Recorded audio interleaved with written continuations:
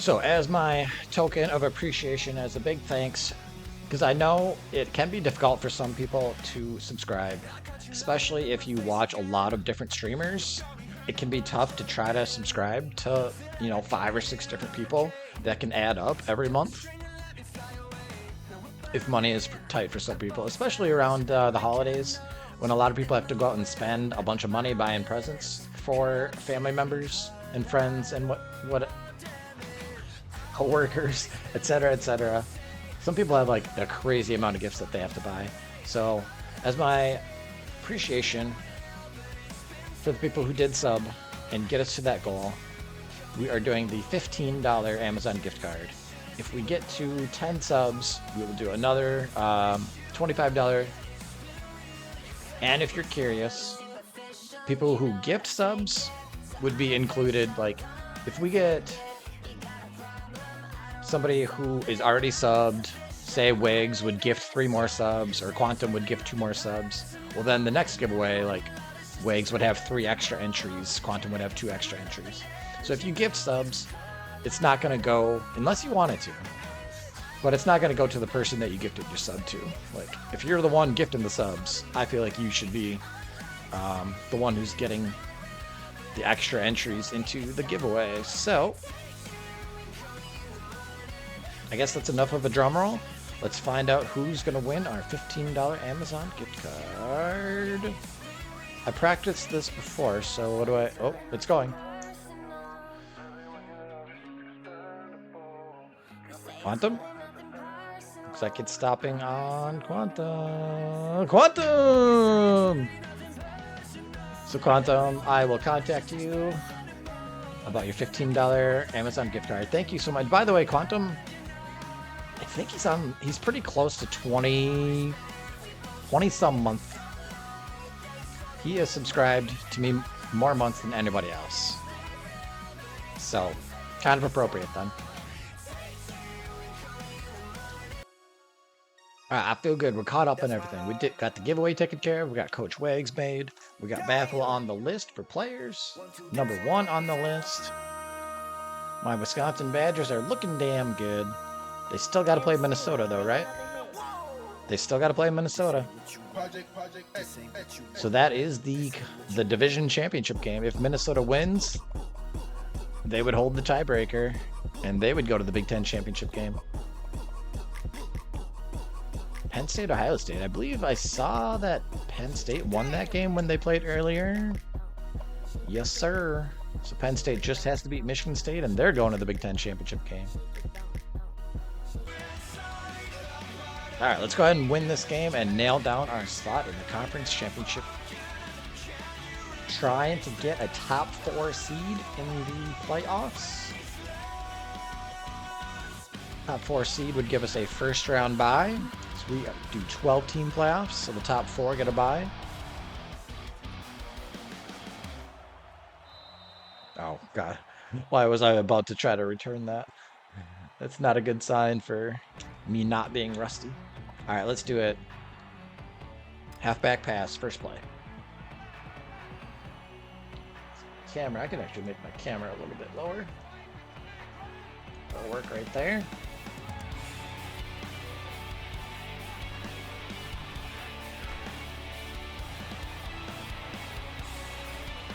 Dang.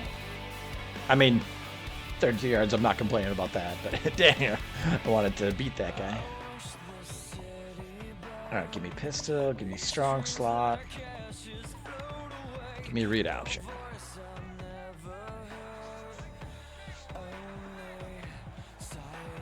Ooh, I like this, I like this. Nope! Neither receiver blocked.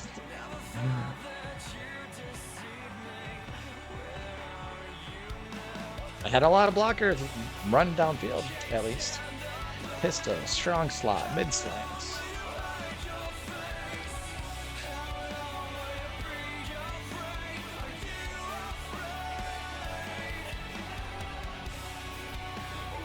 Oh, I should have thrown to the other guy. He's about to run into a valley of space.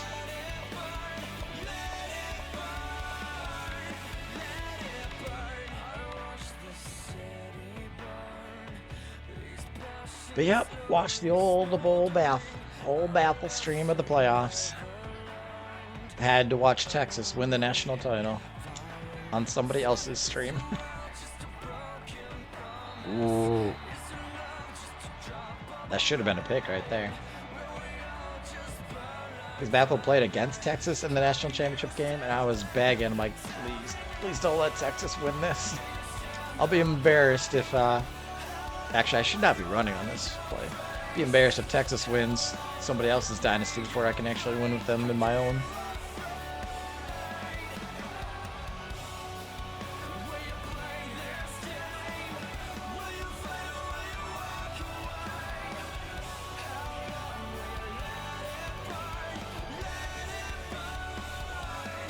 Come on, McDaniel. Gotta go the other way, baby. Alright, that's okay.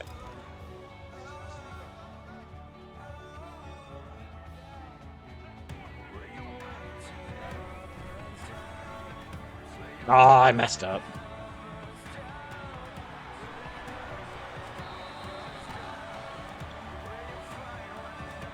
Alright, Baylor's not going to make it easy on me today. I can see that. Oh, who's their quarterback? I always like looking this up. He's still a real player. Pleasant.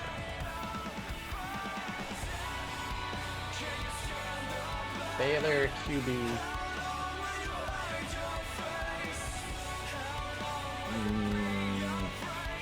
Nobody named Pleasant just showing up. Depth chart.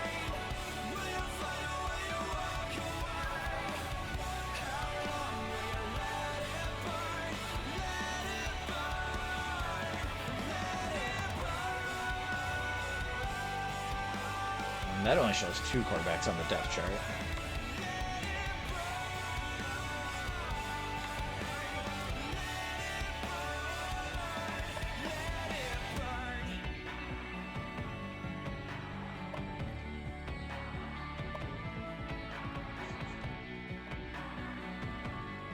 No passing stats. Sweet. That's what I wanted to see, definitely.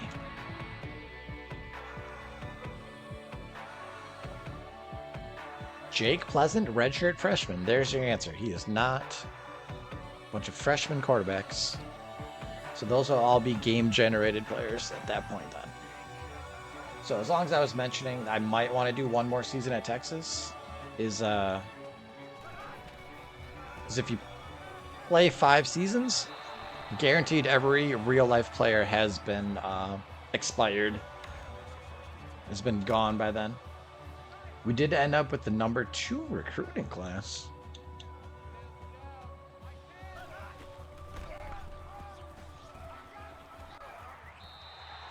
I did win a few Baffle Bucks betting on the other playoff matchups. I think I'm just short of 10K Baffle Bucks. So I do have some money to buy some more players over there. Boom! Back up the end. Gets the sack. Yes. No, Baffle, I noticed when you play defense, you like being... Like, you don't play D-line very much.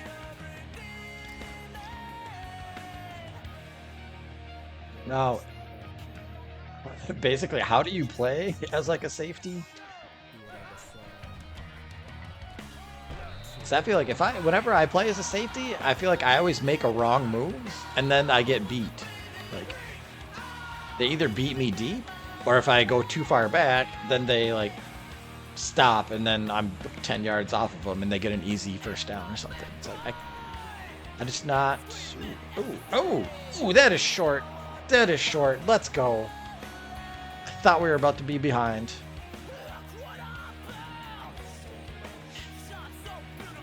You like middle linebacker or safety? You try and play zone, patrol the middle. Okay, so you just kind of watch the receivers coming across. They're entering your area and just go with them. Was it the first playoff game or the second playoff game last night?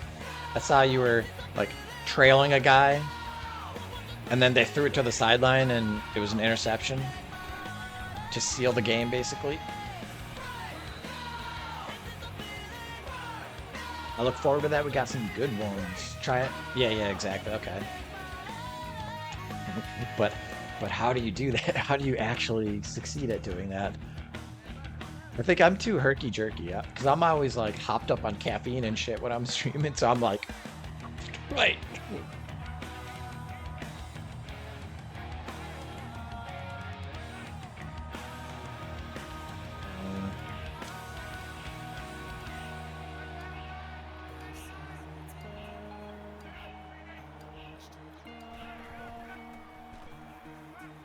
Catch. Oh, thank you. I think that's my fullback. I literally think that's my fullback. Out there in the wide receiver slot. I can't play D-line, never get home.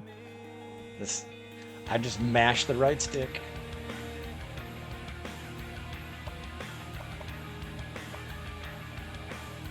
Let's see.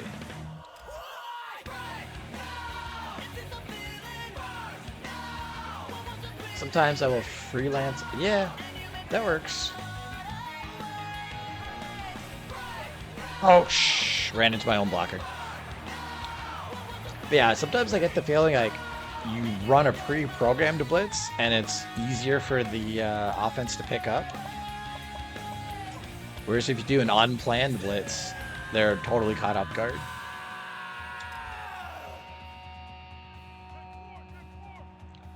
I want to get better at like looking at my defensive lineman stats, be like which ones are good at power moves, which ones are good at finesse moves.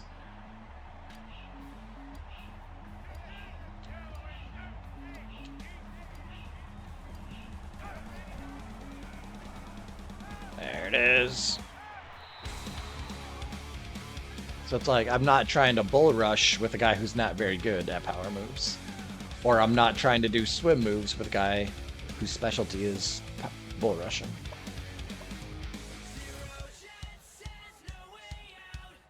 Malik Murphy, in his only year as the starter, doing pretty good. Good block.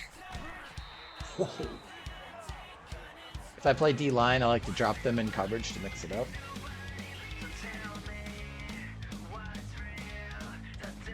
Yeah, I want to say it was either last season or the season before. I'm like, all right, I have a really good middle linebacker. I should play as him more often. I should finally learn how to get good at it.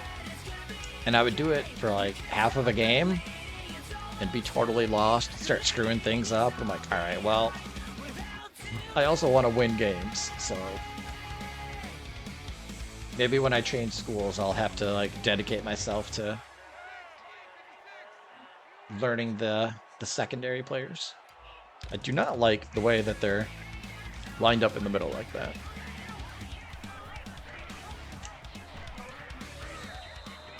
Somehow we blocked them all.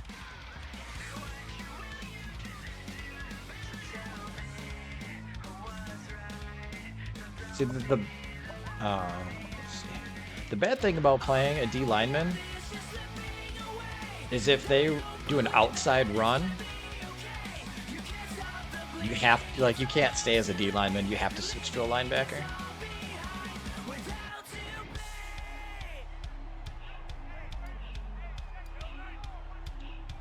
Come on, I want to call audible there.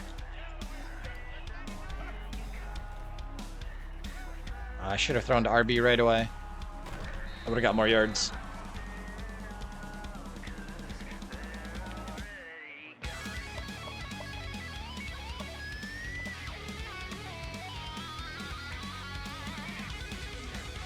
Yeah, I'd say definitely my favorite run play is the read option.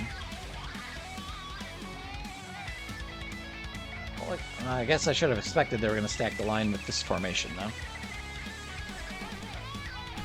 Get out there and block for me. Just short. Yeah, if I can get back on defense, I'll show you some of my like D-line techniques. Just gotta make sure I can punch this ball in the end zone first.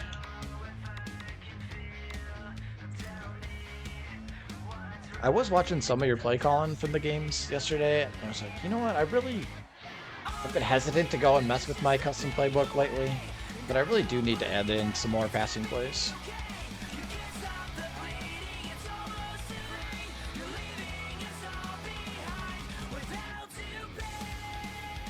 I want to learn the wishbone. I don't know if that's going to work in this game. This game does feel to be all about the passing.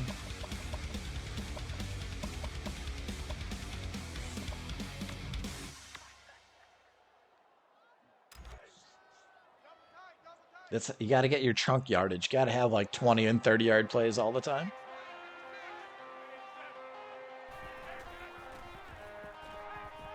Not good, not good. I'm just going to throw it away. Maybe it could hit the guy in the back at the end zone, but I didn't have time to set and throw. All right, so like goal line, I'm going to spread them out. Let's go 5 wide. Let's go with levels.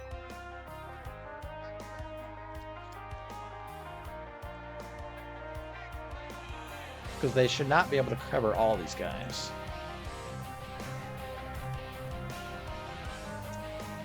There you go.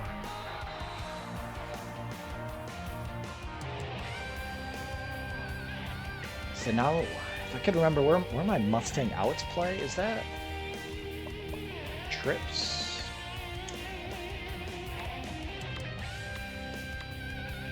Level switch? I could just do level switch.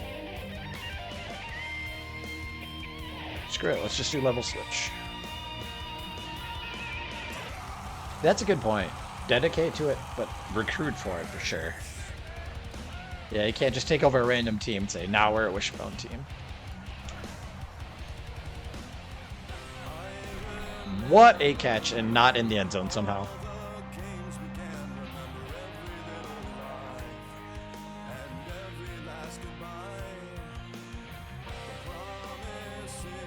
So I probably could have thrown to him right away, but I didn't see him in time.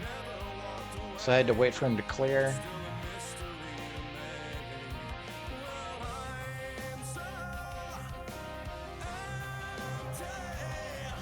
So wishbone, you'd obviously need like multiple good tight ends. Would you need like 2 fullbacks?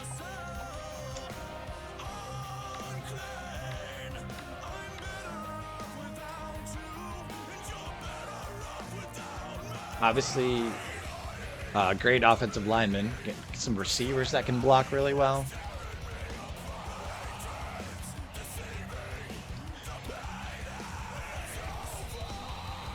Got the push.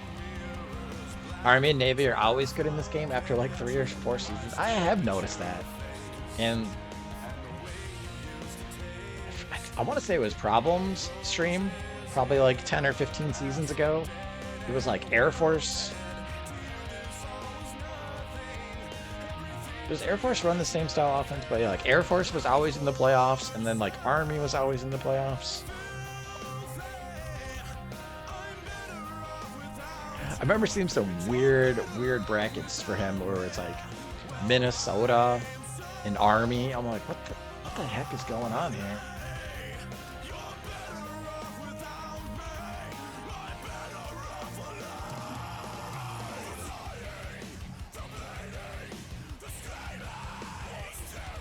Big tight ends, obviously a stud fullback.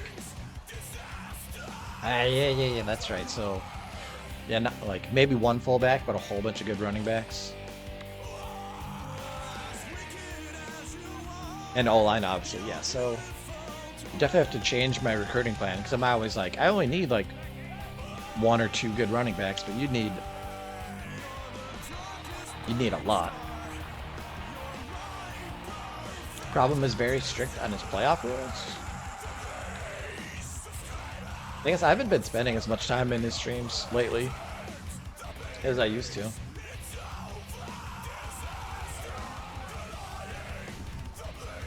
What is going on there?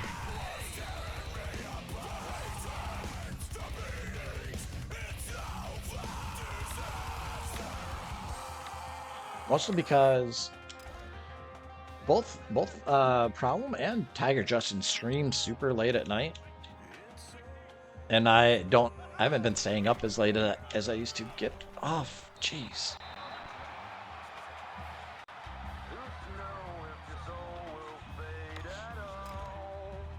But yeah, I used to stay up till like 3 or 4 in the morning all the time, and I don't do that anymore. So it's like, oh man, I'm missing the majority of their streams. Dang. I have to stop going for athletes. I get too many skill guys. Hey, that's one of the rules we have for this dynasty. No athletes.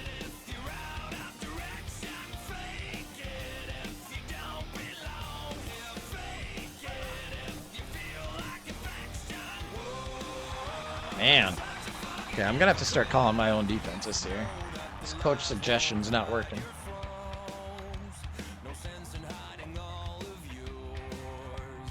Let's go nickel. Just cover 2. The 3 of us patrol the night shift. I mean, you have a reason. You're way out on the West Coast. So, like, just by nature, you're gonna start later and go later. But Justin's on the East Coast.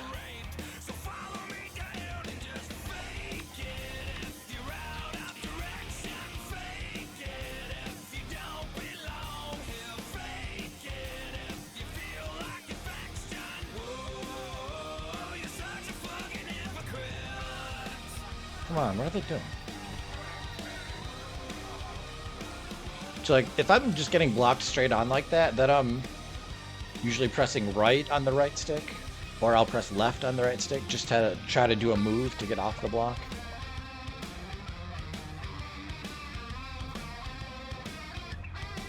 Or, and a lot of times it depends on where the running back lines up. Fumble, fumble, yes.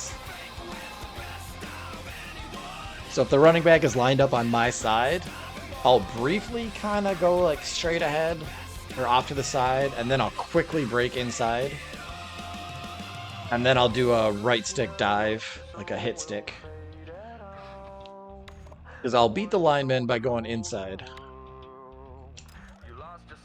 And then before the running back can slide over and adjust, I'm already diving past him to try to hit the quarterback. Oh, this dude might get wide open. No. Zone. Yeah, I'm not going to gain any yards on that. That's okay. 4 guys that were quarterback, had to move 3 of them to other spots. Yeah, that's how my dynasty from last year's version of the game was. It's like I'd have too many options at quarterback.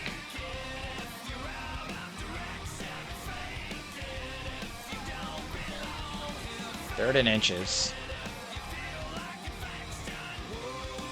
I'm just going to call a timeout because I want to get a run play in, and I don't want to run out of that 4 wide formation.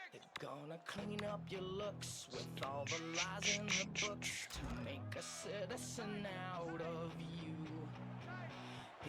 So when I, like, one of my first streams where I was like begging people to come in and explain how to recruit and how to play the game.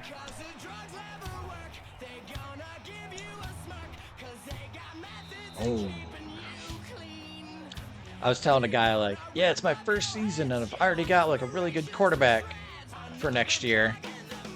Oh, I should not have called this play. Change plays, change plays.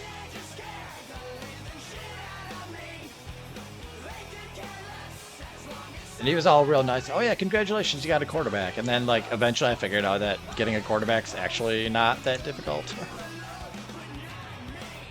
And that's a touchdown.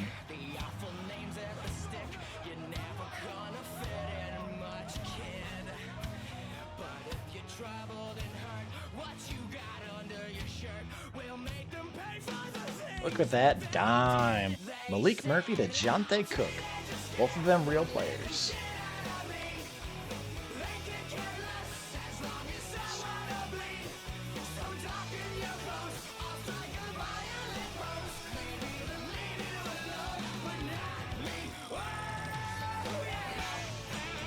Oh no, no, no, no, no, no. Minnesota, you can't do that. Nick Evers, real life player. Cade Giacomelli, real life player. B. Harvey is not a real player.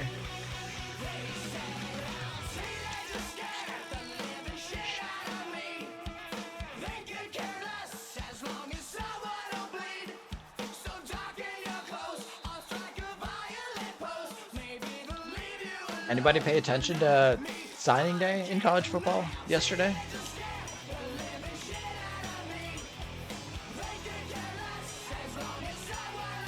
Like, I've already been paying attention to the Badgers recruiting.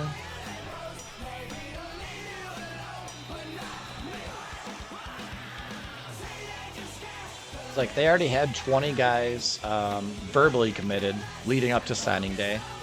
So basically it was just, are we going to lose anybody and they're going to change their minds at the last minute and sign somewhere else? Or are we going to like flip somebody from another school and get them? So it's like, for the most part, there's not a lot of drama on signing day. Most of it's known already. So fortunately with the Badgers did not lose any players that they were expecting to get. So they kept everybody. And then, at least on the one website I was looking at, they listed 2 players as questionable. It's basically like 50-50. And Wisconsin ended up getting both of those guys. So it's like, out of the 20 who were already verbally committed, they all signed. Plus they got 2 more guys that were questionable. So it turned out to be a really nice signing day for Wisconsin.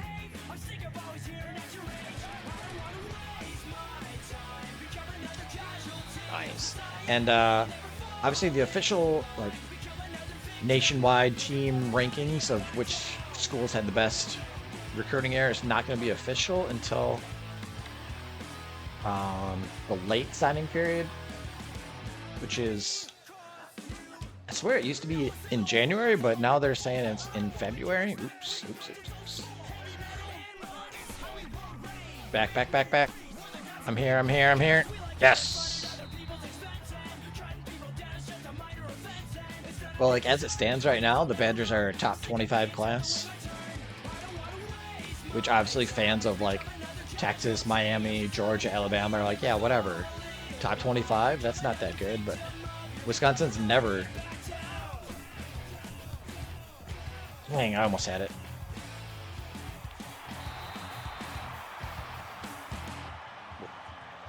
They're saying the best recruiting class Wisconsin has ever had was... like 16th in the country, and they've never been top 20 besides that year. So to be in the top 25 is, come on, get outside. Dang. So to be top 25 in the country is like above where Wisconsin has been.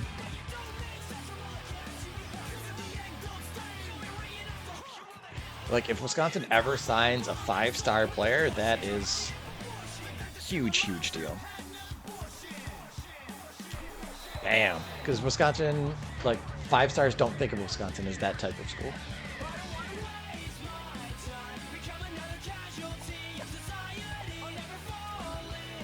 So if I say I'm excited for Wisconsin's recruiting class, it's like, how many 5 stars did they get? Well, they didn't get any 5 stars, but they're not supposed to get 5 stars. Traditionally, they'll get a 5-star player like once every 4 years or something like that. And they've not always been good.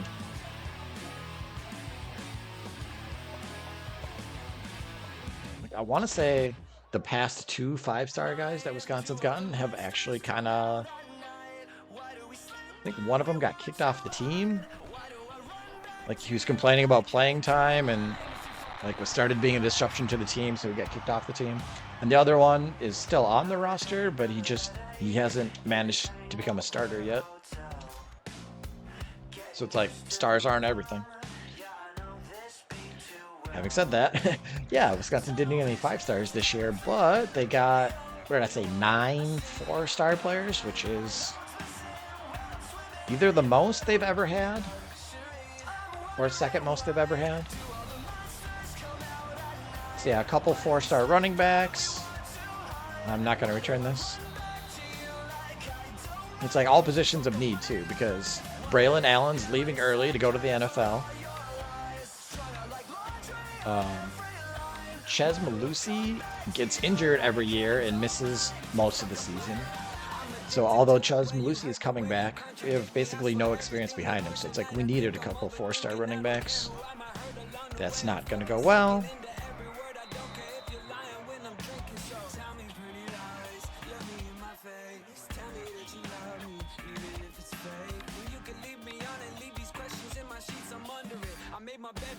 But then again, like unless you're like a 5-star immediate stud, or you're going to join a really crappy team, a lot of Wisconsin's not really a true freshman kind of. Please, okay. It's probably better I got sacked because I might have been just about to throw an interception. Reggie Bush? Is that a real player? What? Reggie Bush, Baylor.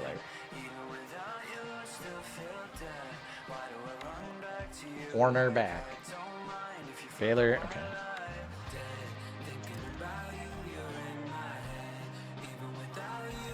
2023 football. He's number 22. He's a redshirt freshman in real life.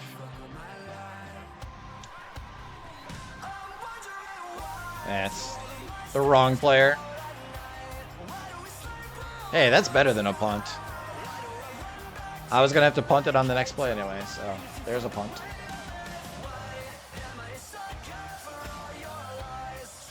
Reggie Bush from Frisco, Texas. Redshirt freshman. 6 feet, 191.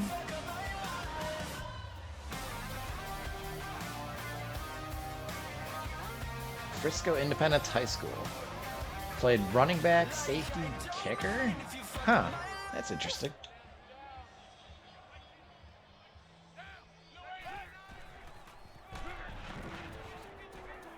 Dang.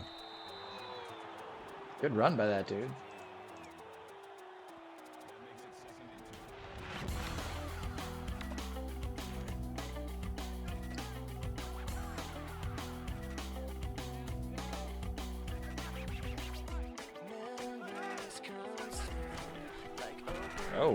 Oh! That stop. Who was that? Is that my middle linebacker, Jelani McDonald? Who's number 10?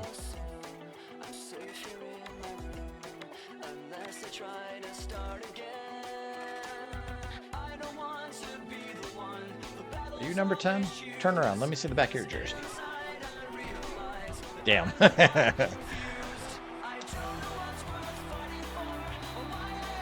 I don't feel like I screwed that up. There is a possibility I might have screwed up that play by moving Jelani McDonald around, but I got taken out right there.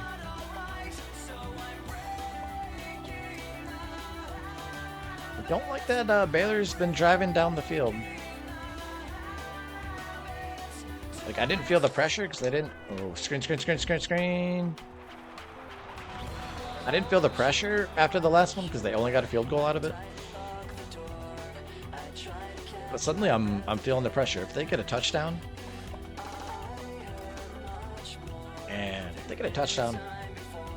we're suddenly at 14-10. Now the world don't move to the beat of just one drum. What might be right for you may not. Yes. Look up Splitter's Critters, Frozen Scout fan. Ah, followed on kick. Okay.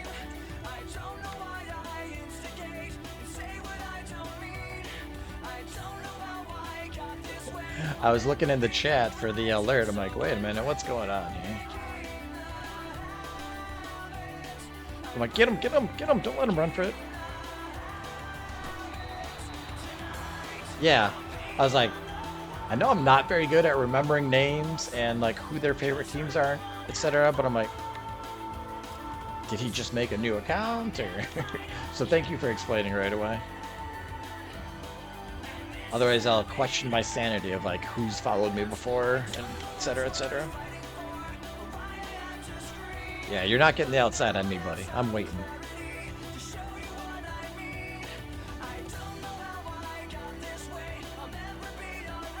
We wouldn't? Alright, looks like we're getting to the end of the third quarter here. I think my followage command, it's not going to work for me. but I think it works for everybody else.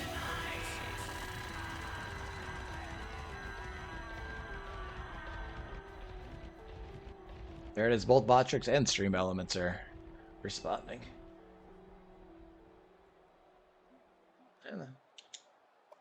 Look at that. They match their answers too. They're comparing answers when they're taking the test. Hey, did you get one more? Now the world don't move to the beat of just one drum. What might be right There for it you is. may not. Doubling up the Splitters Critters. Get him, get him, get him. So I'm going to go ahead and assume that was the same thing. Baffle hitting me up on kick. Thank you so much. Where are we at? It says we're at 92 on kick now. Inching our way closer to 100. Splitters Critters is genius. Thank you. Oh, go! Muhammad!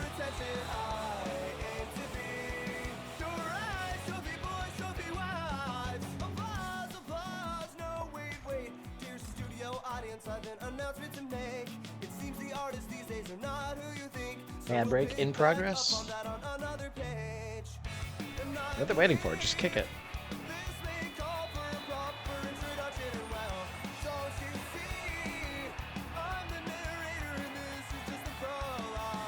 Texas Tech is possibly doing us a favor there. Keeping Oklahoma out of the race. So I know Jay Arnold for Oklahoma is a real player. I don't remember if Jay Strong is or not.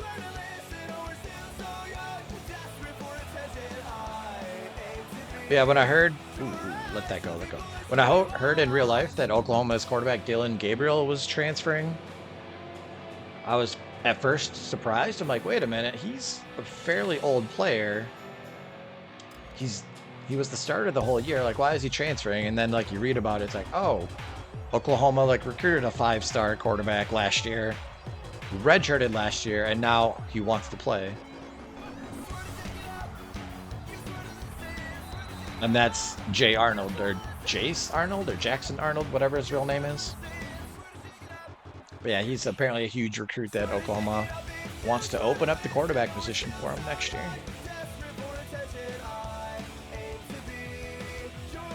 Yeah, he was one that transferred to Oregon. Didn't Oregon get 2 quarterbacks?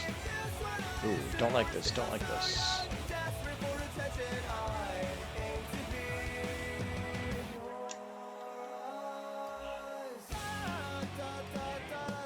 Do I have time to get this play off?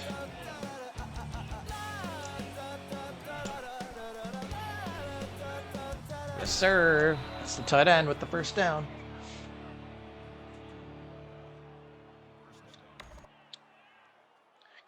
Because wasn't the big quarterback recruit who was deciding last year between Oregon and UCLA, and he ended up... So he must have flipped from Oregon to UCLA, but now he's transferring back from UCLA to Oregon.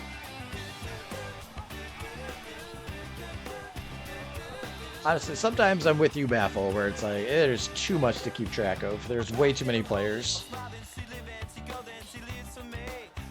Way too many players to keep track of. Dante Moore? So I am right about that Oregon's getting a couple quarterbacks. Bleacher Report rated our recruiting class a C-. Oh, by the way, after I run this play here, let me run a thought by you guys.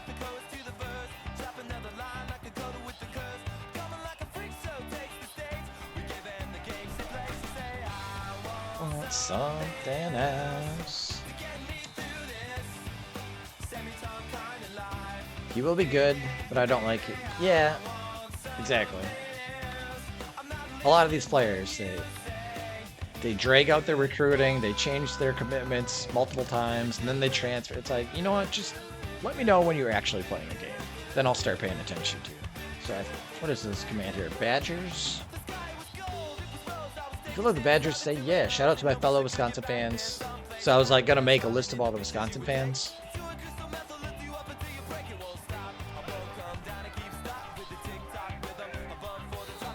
So I was thinking of kind of just making a list for everybody. And kind of the idea came from, I can never remember who's a fan of which school. I remember Baffled because he streamed it and he played, how many seasons of UCLA did you play? Like 6 years? we had 6 years of UCLA cheerleaders. So like that one, I could remember that one. But like everyone else, I have a hard time remembering what school they are. So I was like, should I make a command for like every school? Oh, look at that. Number 72 out there knocking guys on their butts. I mean, obviously not all 126 at once. But so you're a Washington fan? Oh, that's right. We were talking about the UW thing, right? Which school gets UW?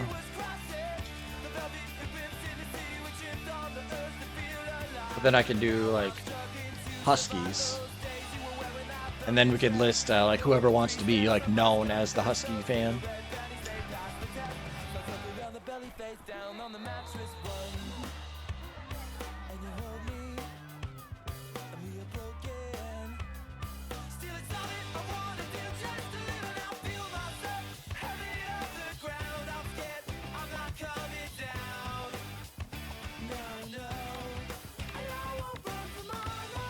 I want to keep running the ball, but I also want to make sure I get in the end zone. I feel like if I get in the end zone here, that'll clinch the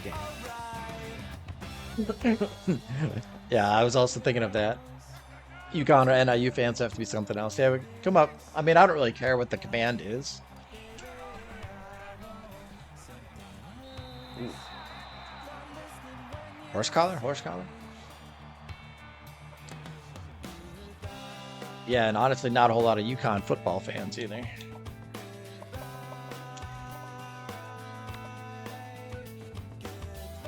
Alright, let this... Oh, no, they called the timeout. But yeah, just like making a command. You could even just be the name of the school, like Command Washington or whatever.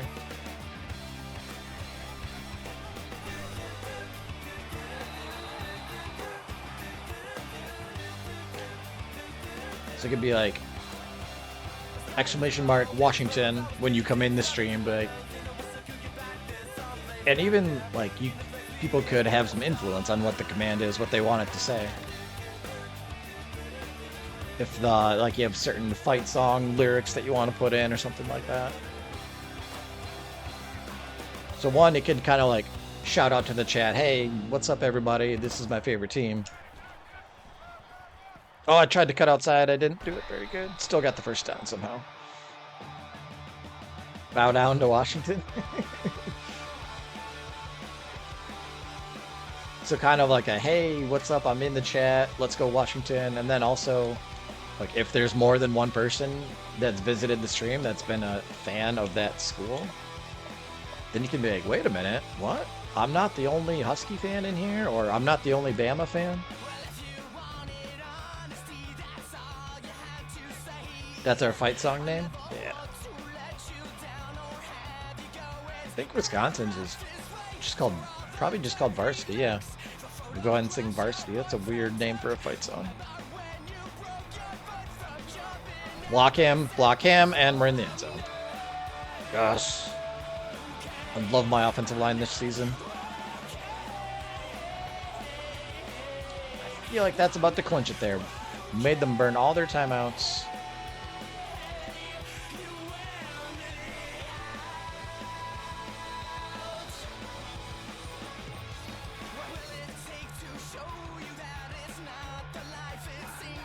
Good old Big East game right there.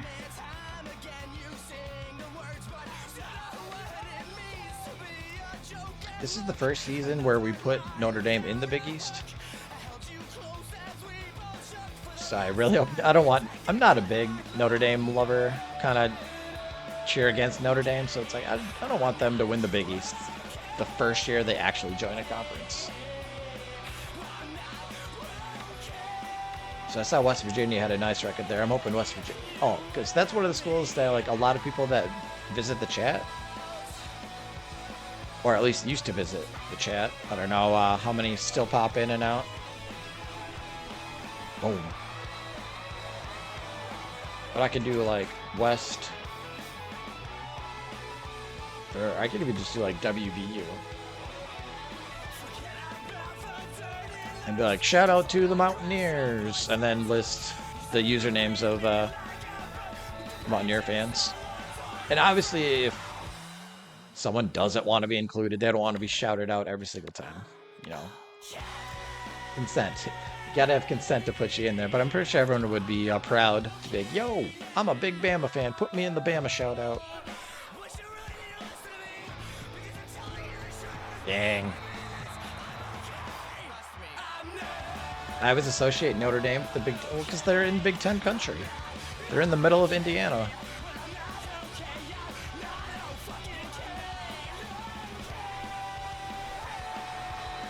And back in the day when they were, you know, regular national champions, that was the type of football back then, was hard-nosed, run the ball. You don't think of, like, the spread offense. You don't think of, like, the Joe Burrow, Jamar Chase, Justin Jefferson, LSU Tigers when you think of Notre Dame. However, how many touchdowns did Joe Burrow have that year? Like 49 or something? You don't think of a 49 touchdown pass team, which is not what you think of when you think of the Big Ten. Big Ten, you're like gritty, big, strong offensive linemen, big defensive linemen, battle in the trenches. Come on, Bert.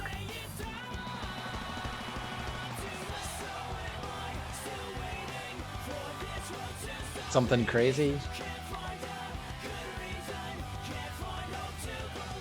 Because I'm a fan of the Big Ten first. So, like, I try to do it now, but especially back then, I still wasn't. Come on, Jacob Jancher. Paying attention to, like, every SEC game, every SEC stat. So when you get, like, to the Heisman ceremony, you're like, wait a minute, this dude had how many touchdowns? How many yards? It's like you knew LSU was lighting people up every week, but gosh.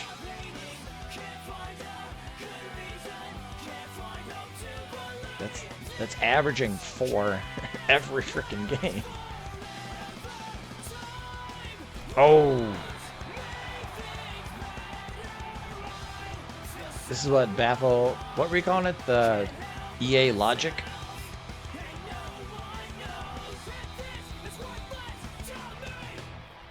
It's the classic, the Mario Kart rubber banding. It's like, oh, you've taken a lead? Suddenly, this team that has not been able to run offense all game is suddenly just throwing darts left and right. Throwing a football over the mountains. And I will shut my mouth now.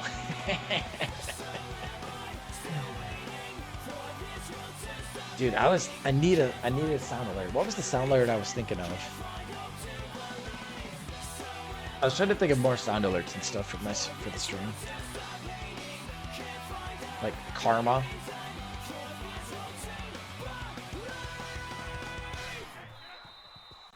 Do you think Penix should have won the Heisman? I was really confused about the Heisman race this year. Because I basically would just like listen to podcasts or read stories from sports writers, be like, okay, yeah, now Penix the favorite. Okay, now Bo Nix is the favorite. Okay, now this person's the favorite. I'm like, you guys, like, what's the basis for these arguments? Like, people are just looking at the stats every week and trying to like, oh, this person had a bad game, they're no longer the favorite.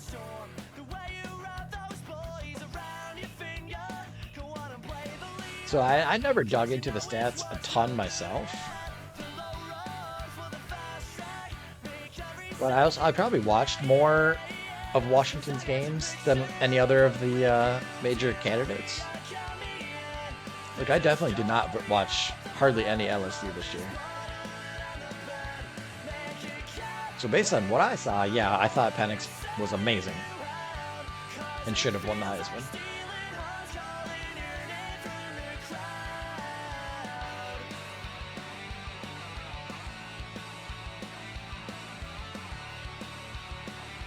Alright, so where are we at with our Dynasty? That's right, we were bad the first year. 6-6 regular season. Lost the bowl game.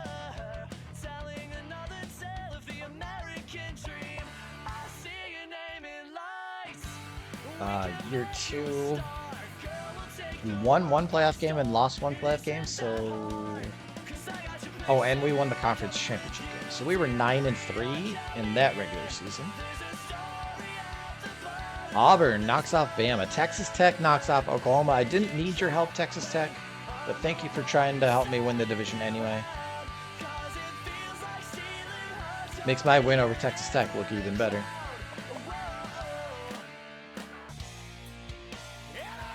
That might be an interesting one then, if we're going to debate who gets in between Penn State and Wisconsin. I think we're going to have a fun college football playoff committee meeting to set up these 12 teams. So the stakes for this game, obviously besides who's going to win the conference this year, we named conference champions. I believe if I win this game, I should get a top 4 seed. I'll get a first round bye. Ooh, my loss was to Ohio State though. So that'll help Ohio State's strength of schedule if I win this game and do well.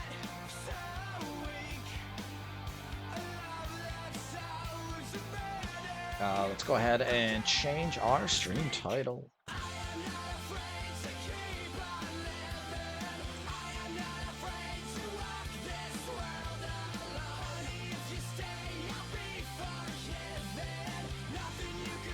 Boom.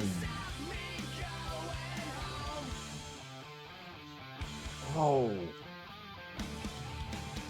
Totally forgot. I set the conference championship game to be played in the Rose Bowl. Hell yeah. I believe I mentioned in somebody's chat yesterday, I love the Rose Bowl. Here is proof.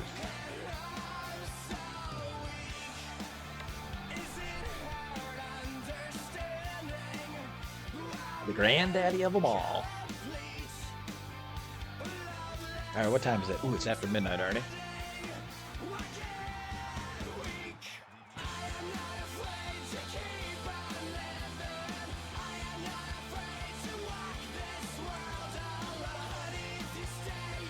You know what? It worked last game. Let's do it again. Halfback pass. At this point, it's becoming a tradition. Damn, these uniforms look clean. Not good. Oh, no. Oh.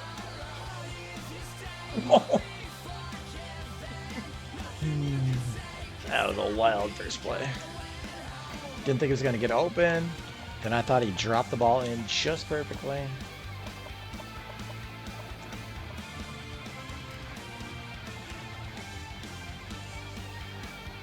So yeah, I hope y'all enjoyed your team signing days. Hope nobody got like their hearts ripped out by players bailing at the last minute. Oh, I could have thrown to RB.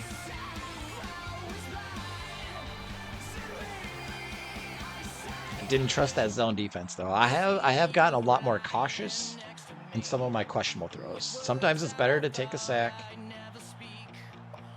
or throw the ball late, but sometimes it's just better to go ahead and take the sack instead of throwing an interception. Punting the ball away is almost always better than throwing an interception. So don't know why I called this play on this short side of the field.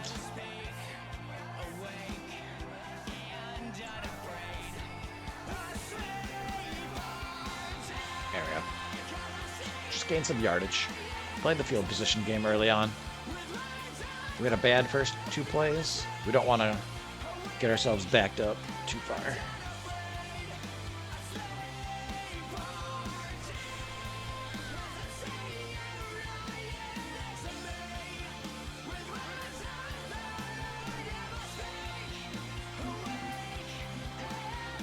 Alright, that's fine. Not the best start to the Rose Bowl ever. But like I said, trying to avoid those, 4 or 5 interception games.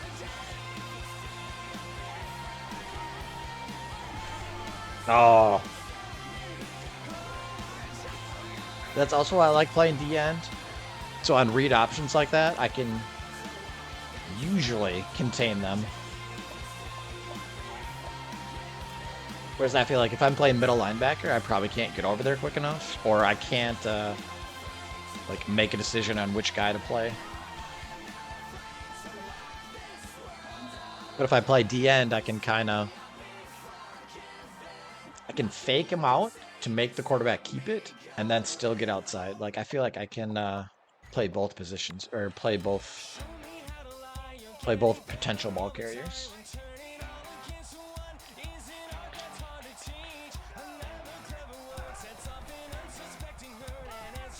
Get up. Oh! My original guy got back up.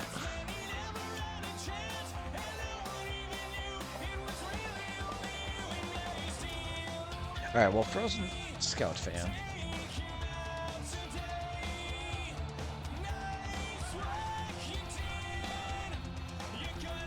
Oh my god, almost got a pick on the play I wasn't even playing.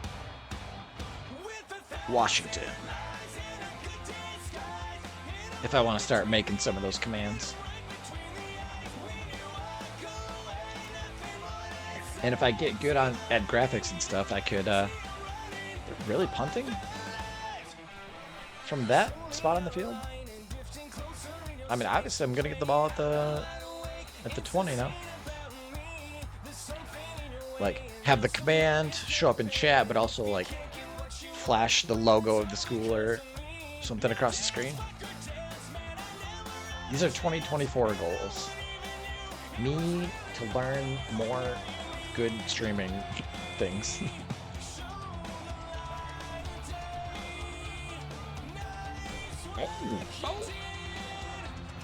There's Jay Baxter.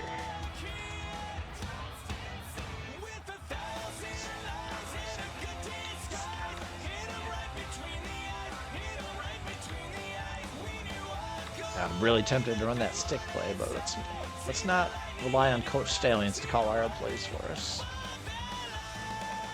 Don't want to lose my skill in calling plays. Some games I get on a roll just asking coach, and they tend to like suggest the same plays that I want to play, that I want to run. In other games, it's just like, no, you're only offering me short runs when I want to throw like a mid to deep pass, or now you're offering me deep passes when I kind of just want like a 6-yard. Like, we're out of sync with my offensive coordinator, basically. So I don't want to always rely on the coach. Don't like this. Come on, hurry up, hurry up. Because I wanted to be able to switch again, but I don't think I'm going to be able to.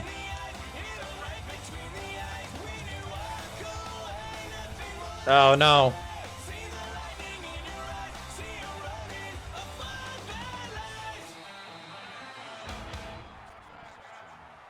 As soon as I throw it, I'm like, nope, that's the type of player that they always undercut and intercept. Where is it? Where is it?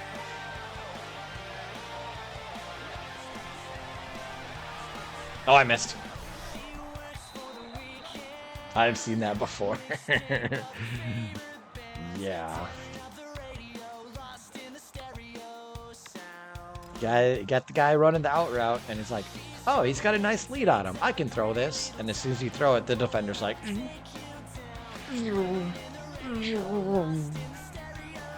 and we'll take the ball right back. Block him. Block him.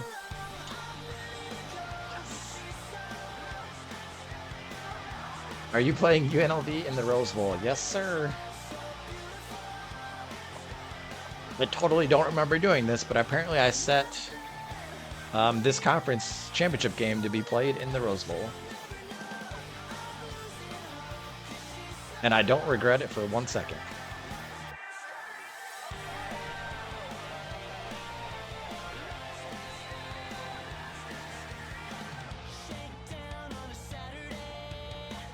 You know, I want to say, so obviously it wouldn't have been year 1. It would have been year 2 when I played in the conference championship game against USC.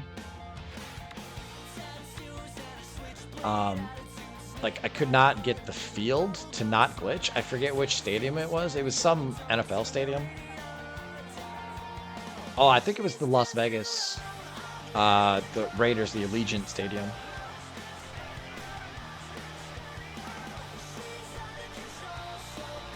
And like I restarted the game several times, and it was like kind of like that. It was like glare on the field the entire time.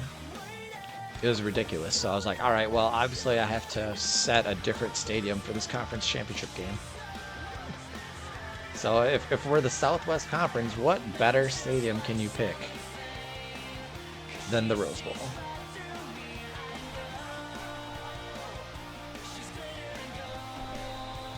Glad I didn't fumble there. I think I let go of the sprint button a little late. Yeah, I think I was still sprinting when I got hit there.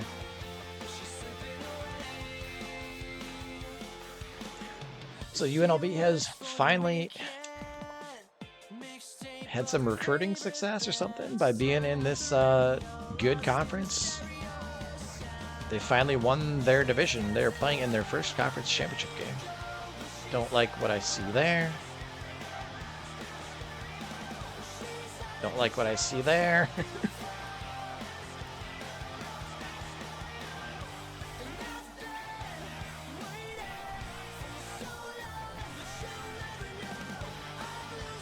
Oh! All right, what do we got? 3rd and 3?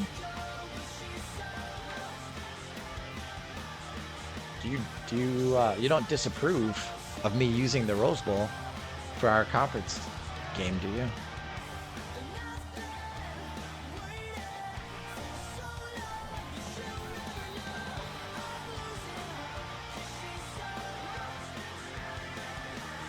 And that's what happens when you predetermine which receiver you're going to throw to. Look at that. The guy on the right, completely wide open.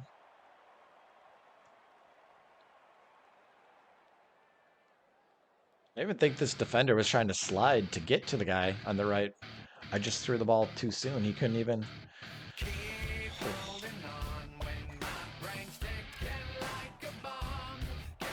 No way, you love it? Thank you. All right. Yeah, that's what I was saying.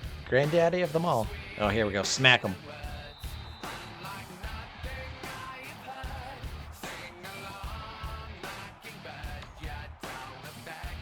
Yeah, I think Coach Bear Bryant, or the players, or me, someone was taking this game for granted since we played UNLV in the regular season.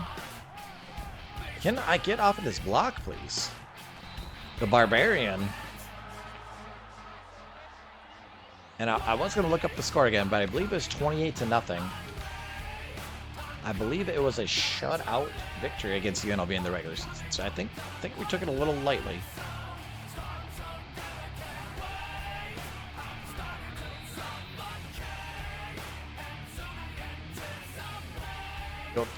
Don't think I can just walk all over UNLV. Because they know they're not making the college football playoffs, so this is basically their Super Bowl. Like, this game probably... Get off me. Get off me. This game means more than whatever bowl game they're going to get. Conference championship more important than a bowl win. Screw it. Let's engage 8.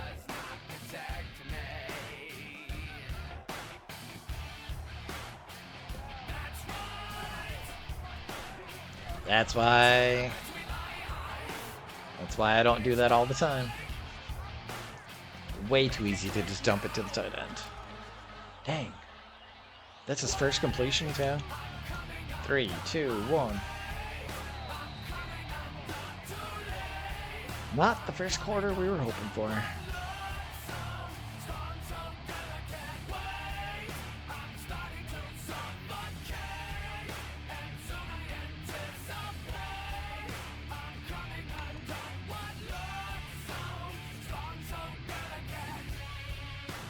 Come on, Texas. Come on.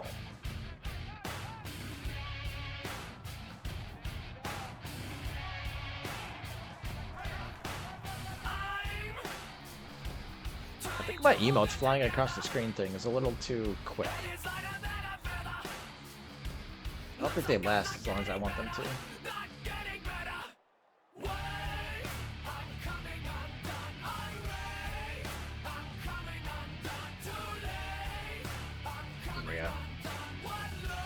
think I tried to adjust the width earlier and I couldn't get it.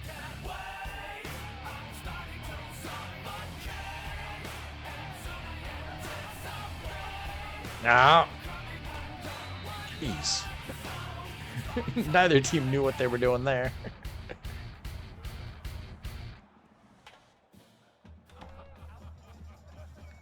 Do you guys think this works for football to leave my camera over on the left side there? Yeah, here we go for the 100th time. Hand grenade pins in every line. Throw 'em up and let something shine. Going out of my fucking mind. Filthy mouth, no excuse. Find a new place to hang this noose. String me up from atop these roofs. Tie it tight so I won't get Whoa. loose. Truth is you can stop and stare.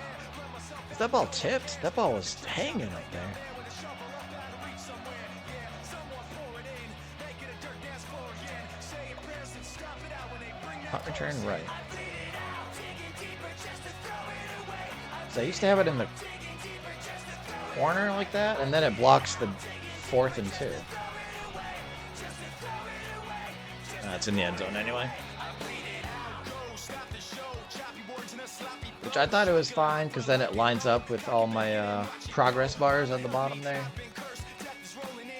And my Spotify Now Playing.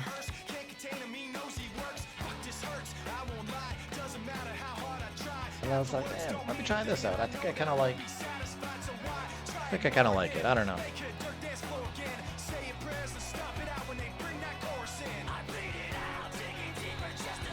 All right, not running that play the rest of the game.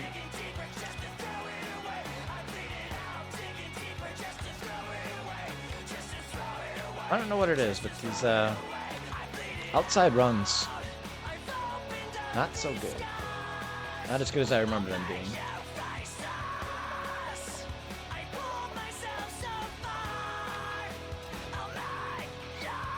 It looks good, but it is weird that you are looking away from the action.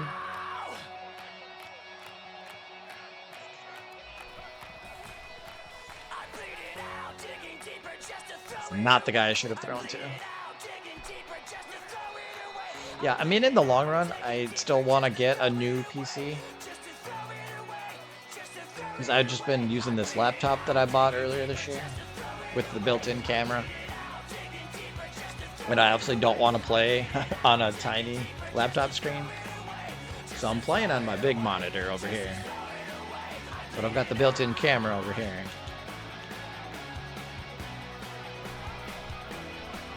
Oh.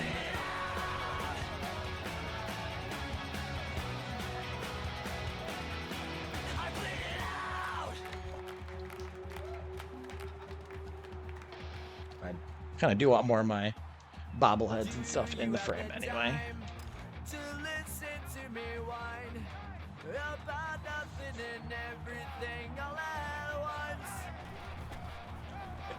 Oh! How did he get 11 yards on that? Yeah, I think I do need to do a better job of, you know, looking over here after every play. I tend to just, I've got the chat on that corner of the monitor. So I tend to just look at the chat. But yeah.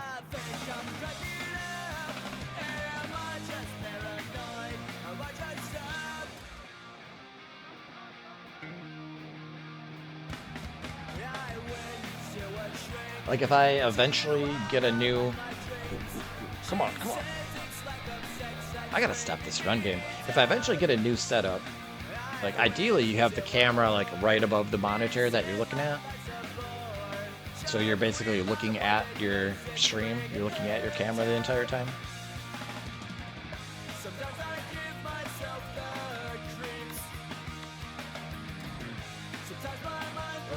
I mean more the angle that you are looking. Oh.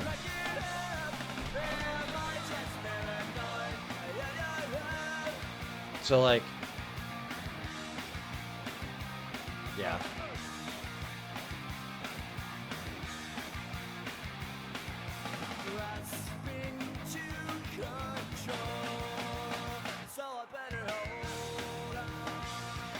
It's like if I did that.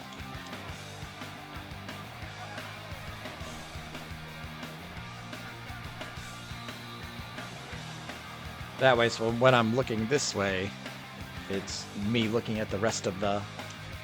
me looking at the game, essentially.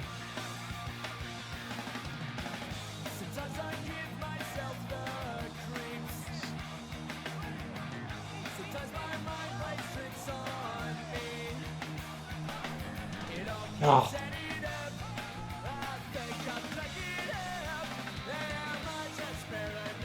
Yeah, that feels better to you aesthetically. Thank you.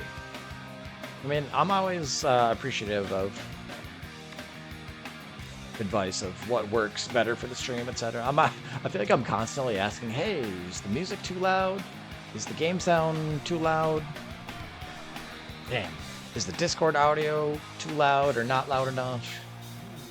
And a lot of people are, you know, just like people pleasers. They're always like, oh yeah, it's fine. Oh yeah, it's good. It's perfect. And then I'll like go back and watch the video later or something. I'm like, oh bro, the music was like barely even audible. I should have turned the music up.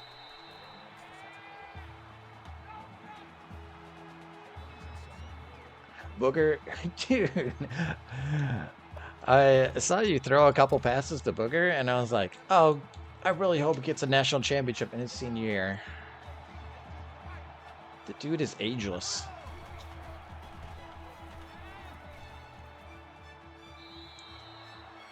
The dude is never going to graduate. I will tell you what I think. Do what you will with my... Yeah, see.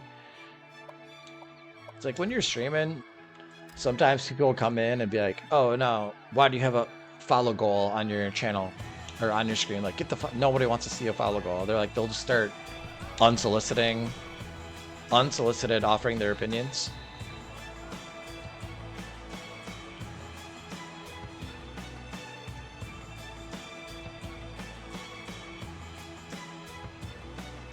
$91 overall to finish. Not bad. Not bad.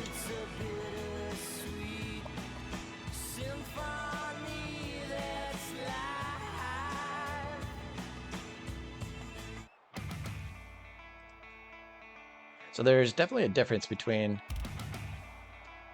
just like demanding that the streamer change something, like, oh, this is dumb, don't do it that way. And a lot of times there is a reason for the streamer doing it that way. But especially if the streamer is like kind of feeling out the chat, like, hey, what do you think about this? Or does this sound okay? Or how's the video quality today?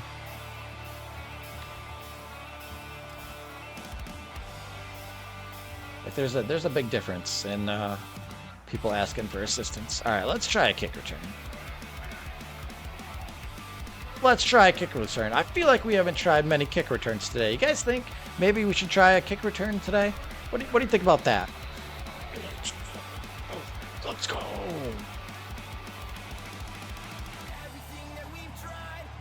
Just throw any emotes you got. Mine, yours, someone else's, Twitch's. Whew. I was just starting to get worried that I had not scored yet. Almost halftime, hadn't scored yet. You would not ask if you do not want to. Exactly. I'm not like a CEO of a company who asks a question of their middle managers just because they want them to say yes. It's like, no, legitimately. Like, we're in an audio, video kind of world here, so what I'm seeing and what I'm hearing is not the same as what the viewers are hearing and seeing.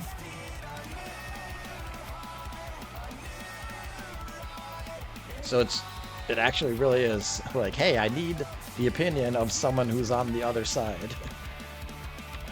Like, hey, this is what I intend for my stream. Is what's actually being put out there what I intended?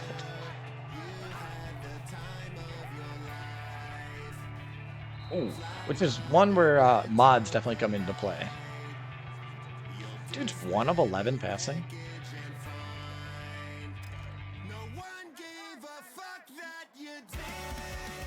I'm always looking for good mods.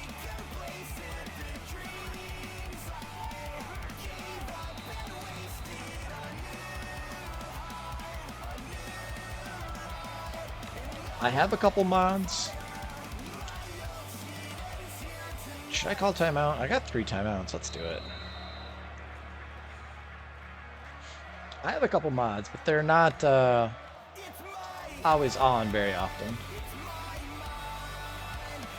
Also, I don't average like 20, 30 viewers, which is when I feel like you definitely need to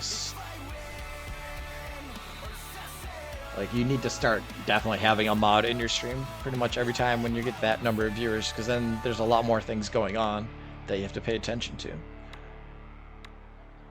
Let's go ahead and run stick. Just see if we can get some big yardage right away.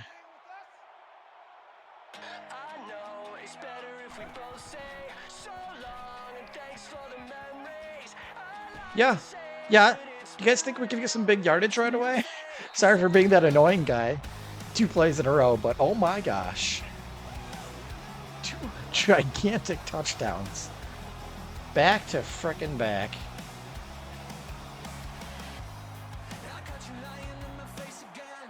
I don't even know what to say right now. I'm kind of in shock. Like, I'm so fired up. I'm just trying not to scream. I do have neighbors. I do have neighbors on the other side of these walls.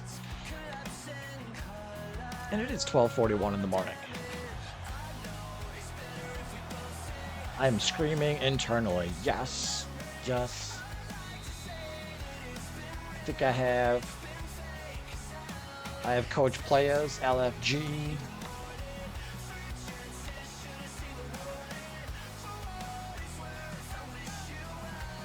Put some more Texas emotes.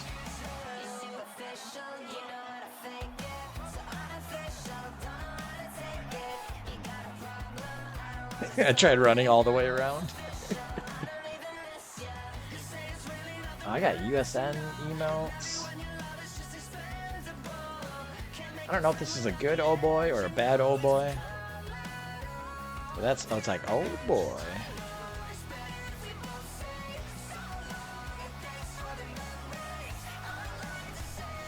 Come on, split the double team. Slappy, peen slappy, stand bounce, stand bounce. Oh my god. Are you guys seeing the same thing I'm seeing? This is the greatest 60 seconds in Texas history.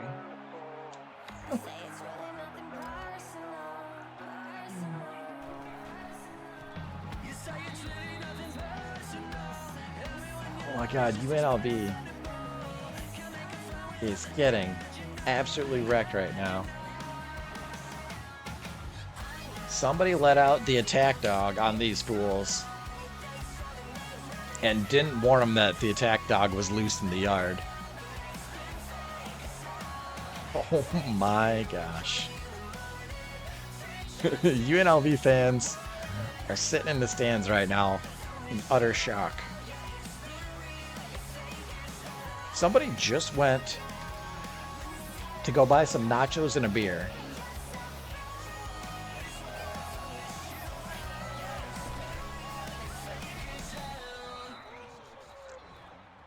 They were winning 3-0 when they got out of their seat to go get the nachos and a beer. And before they get back to their seat, it's 21-3. They wanted to beat the halftime rush at the concession stand. 3 quick touchdowns later. Dad, what happened? I don't know, son. UNLV's effing up.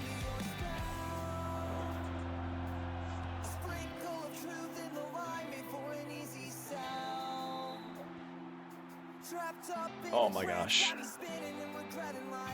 It's gonna make me want to play. I don't think I can start the playoffs. I think what we need to do is do the College Football Playoff Committee, because that always takes 45 minutes longer than I think it will. We'll set up the bracket, and then we'll wait for next stream to start the playoffs.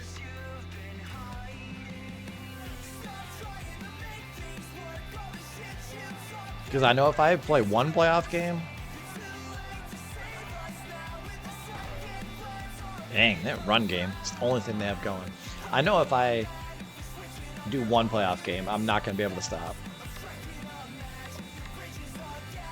Call it an addictive personality.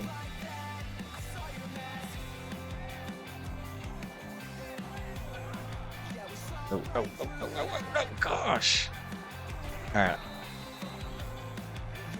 Pay more attention to my defensive formations. So, I don't care if they're running 3 wide. Don't want that many guys on the line. Let's go. Like, I don't need blitz. You don't need blitzers to stop the run game. You just need containment. To do some D-line adjustments. How many completed passes is that? 2. They have now completed as many passes to their own players as they have to me.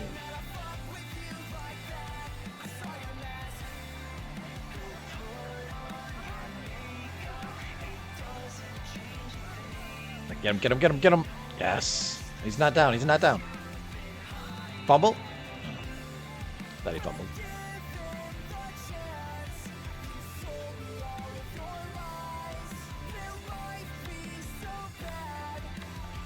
Also, if you guys think that's a terrible idea to do shoutouts for certain teams, let me know. But I don't know. I think it's just a fun thing. Kind of like...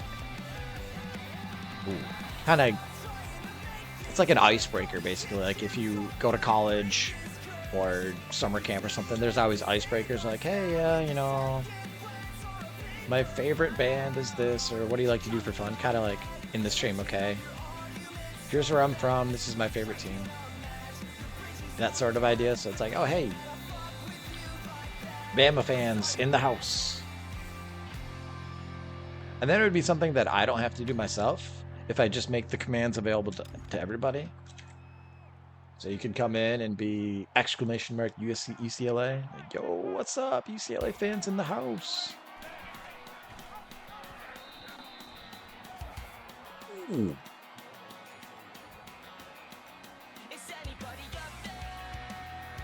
That one hurt. It could be fun. Try it. Yeah, I'll put that on my list of a million things to do.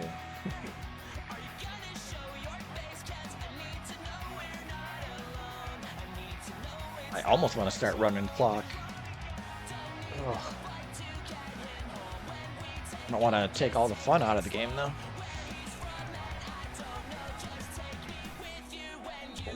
Baxter knocked that guy over.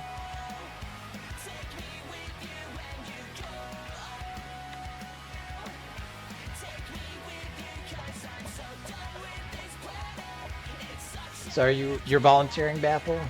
You want to be part of the UCLA command?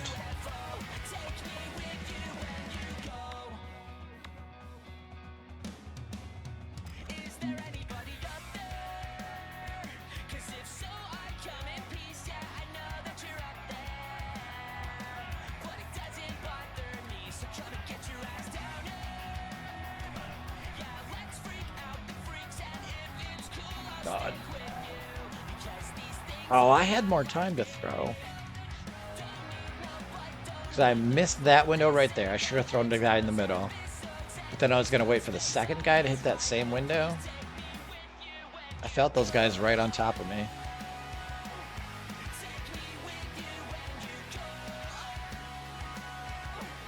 Dude, this other guy, man. I had the time. I could have got that first down. That's okay.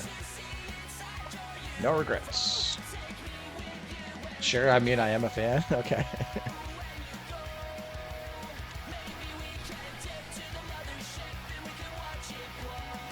Get him. Ooh.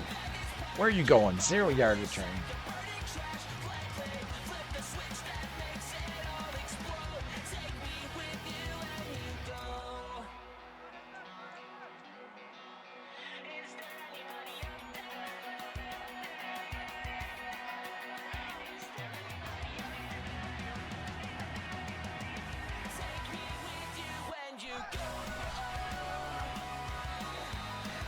Wow.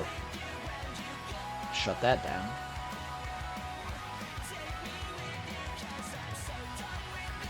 Yeah, that's about all my commands. I have, like, socials. I think I need to update my link tree, though. I think I edited my name on YouTube. And I think it changed all my links, so I probably have to update. Get him, get him, get him, get him. Nice. Yeah, this defense is really good. A lot of these guys have been starters for 2 or 3 years. So, like, when they were young, they weren't that good, but now that they're a lot of juniors and seniors, they're upper 80s, low 90s skill level.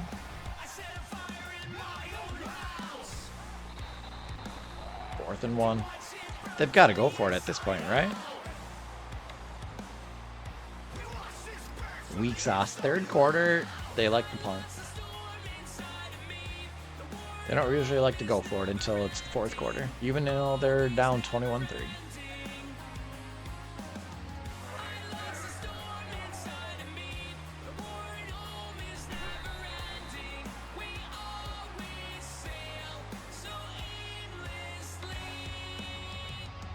Did I ever make commands for, this is more of a question for myself. Did I ever make commands for the Twitch? I think I started to do it. Sub? No.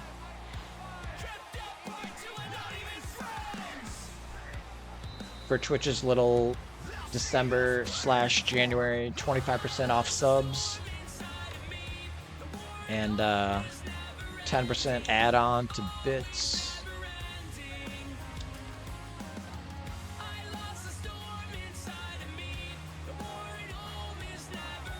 Because I just noticed there's a 25% off button on my screen. I'm like, oh yeah. Throw it away. Don't run out of bounds. Don't get sacked.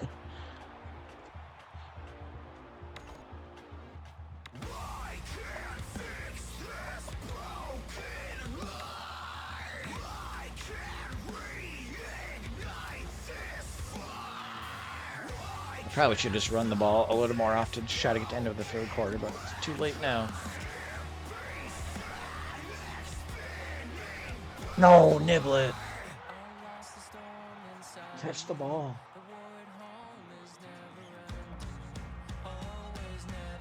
Did I lose Tiger Justin's emotes? I must have.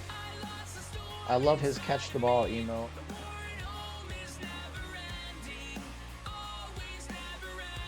Catch the ball. Okay.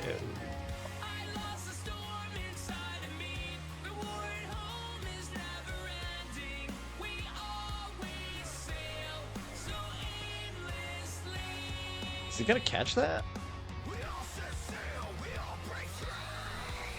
I mean, I guess. Justin has some nice emotes. Yeah, they always look really nice. Like, a lot of people, I'll look at their emotes and I have to squint, and like I still can't read what it says.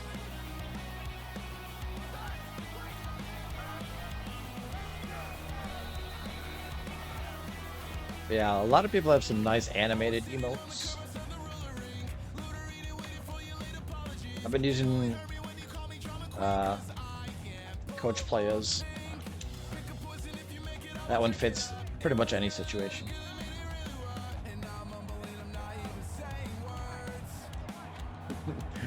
Also, I haven't heard him talk about why he made this one, but I like that one too.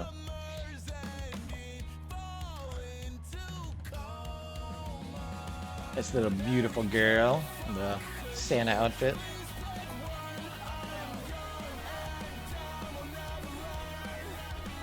See, there you go. I got a little bull rush, got pressure on the quarterback. He was forced to throw it away. I feel like when I first started playing this game, it was like the default is to be a D lineman because you know, okay, I just have to rush the quarterback. You don't have to like think about what you're doing. But then at some point I feel like I got pretty good at it. So then like I don't want to go back and play linebacker or safety. Because it's like, wait a minute. I actually make a good play every once in a while as a D lineman, and I never make good plays as anything else. And that's a turnover.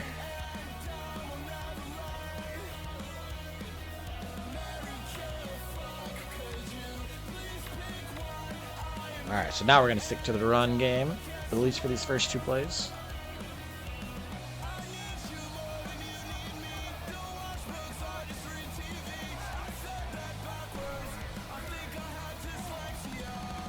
But yeah, I used to really struggle with making emotes. And now that I've got a little more experience with it, it's not so bad for me, but I'm still like I'm definitely not going to make a Twitter account. I am a graphic artist. I will make emotes for streamers, or I will make like, I'm definitely not at that level.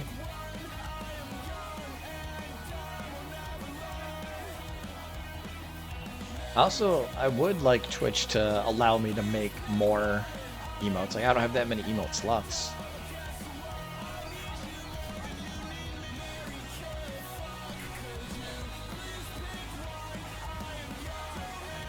I can make just about anything but the ideas. It's like, if you do what you were supposed to make, you can make it. So usually most of my ideas come up with when I'm playing.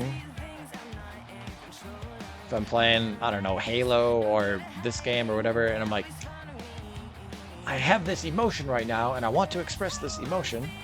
If I could just do it in one little picture. Oh, number 80, you gotta hold that block a little longer.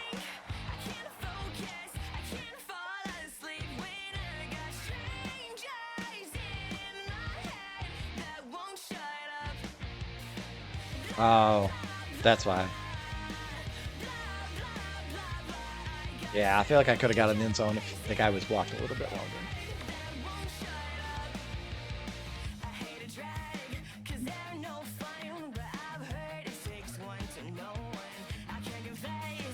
And speaking of, I was trying to figure out that 25% off thing. Apparently I did remember to get in. I just made it a timer and not a command.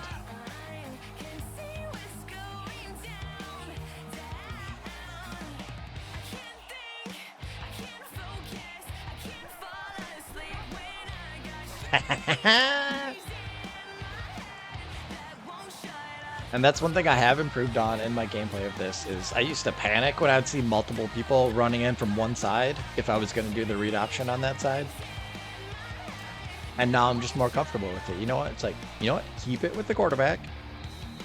Just see what that guy does. A lot of time that guy will ignore the quarterback. Even though by definition, it's like, if there's two guys blitzing from that side, one guy should go for the running back, the other one should go for the quarterback. But they don't do that in this game. So it's like, you know what? Just stay confident, keep it with the quarterback. If you get lit up in the backfield, that's fine. But just as often, they're just going to completely ignore you, and you're going to run for a touchdown.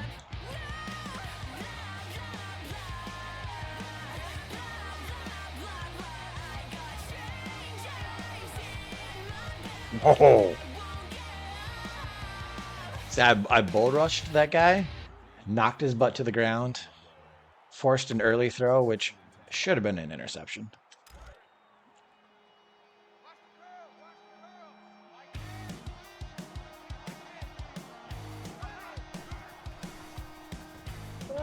Just about had it.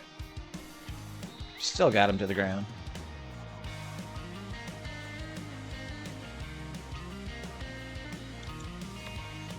But yeah, I feel like just in general, the AI is better at playing the linebackers and safeties for me. Whereas if I play linebacker and safety, like the D-line almost never gets home.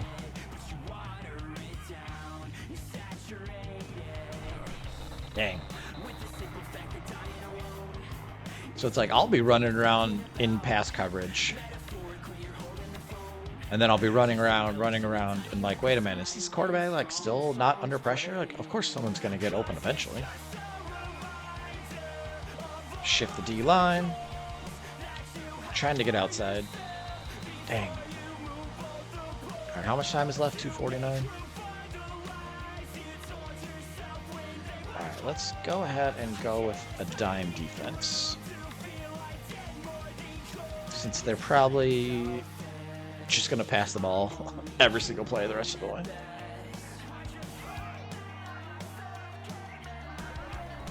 Or never mind.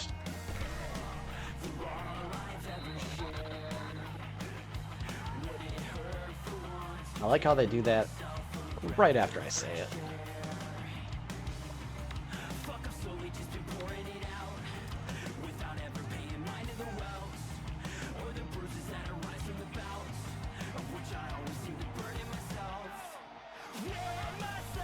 Dang, 2 runs in a row. That one got blown up though.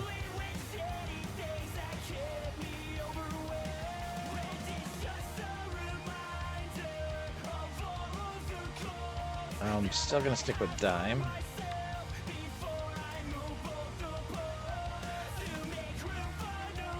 But yeah, what I was thinking is if I win the national title, I would want to do the 5th season at Texas just to make sure that we clear off all the real life players, so that when I go to a new school, I don't have to like wonder which seniors are real players or not. You know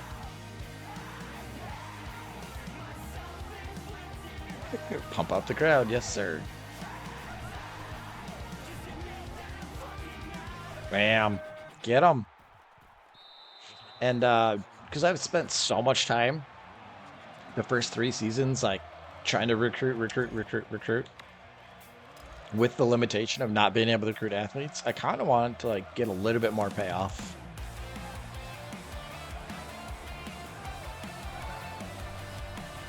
Because basically everybody, turnover, nice. Basically everybody that has gotten any playing time for me in any of these first 4 seasons has been a real player, so it's not someone that I recruited. So it's kind of like, okay, did I waste my time spending hours and hours trying to recruit?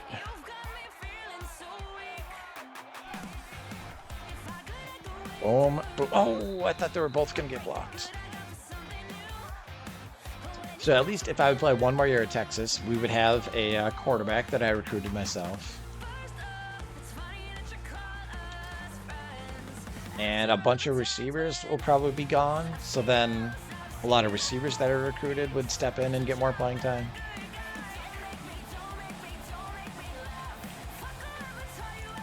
And same with my I feel like a lot of my defense would get turned over.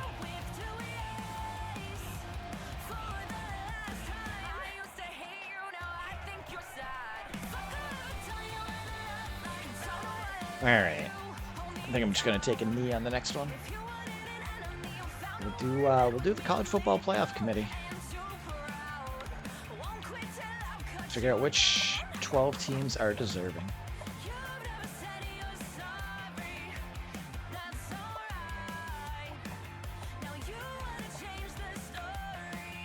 An 89-yard field goal. Should I try it?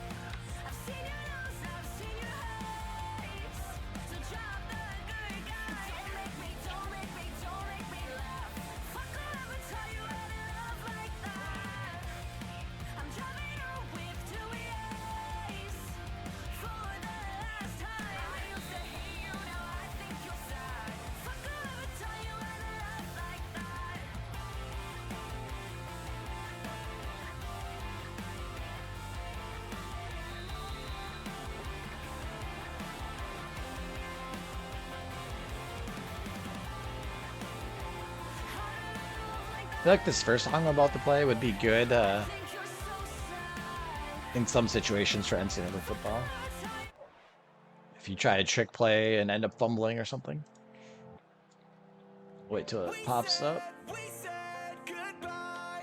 And it backfired. Like, oh, I tried to run a pitch option and we fumbled. That backfired. I don't know what happened. And it backfired.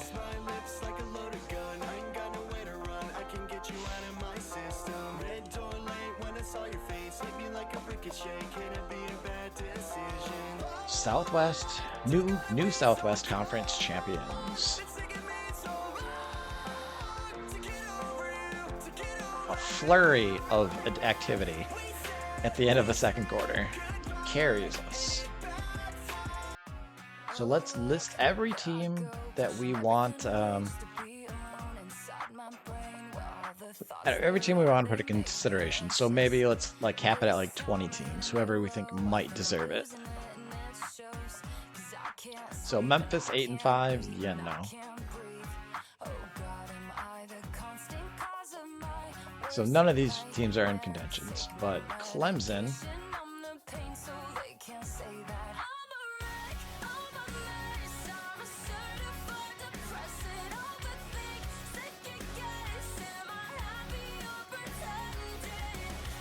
Oh, that's small.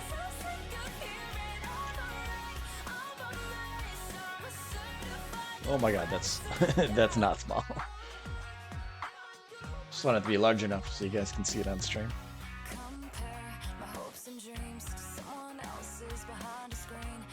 And at 10-2, I suppose we should give UCF consideration.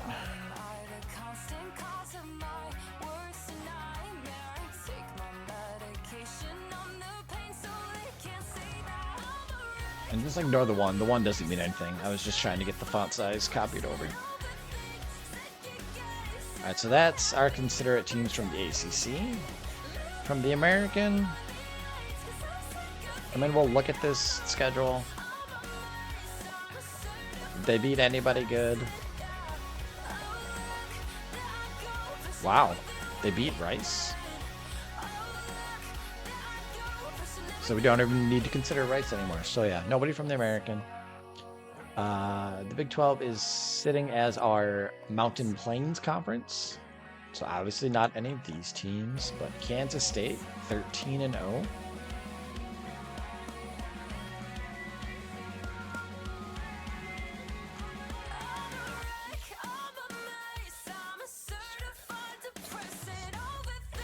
We want to give Houston consideration. They played two FCF teams and an FBS team. That's really going to take away from their wins.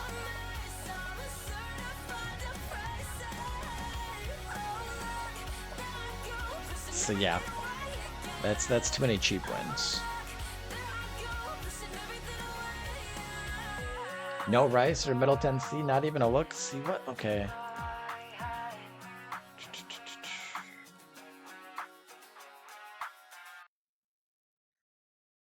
I need to organize my tabs a little bit better. Recruiting history, best player, team overall. There it is. Standings, playoffs.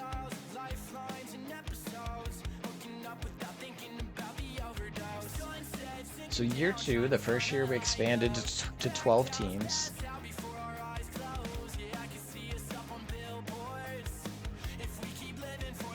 We put in Memphis, the American champ, and we put in Louisiana, the Sun Belt champ.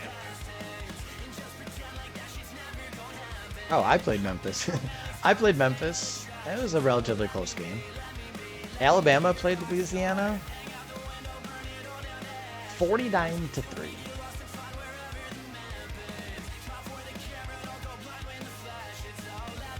And obviously, like, they're playing the 5 and 6 seeds, so they're not supposed to win, but shh. I gave a 12-1 Sun Belt champion into the playoffs, and they got smoked 49-3.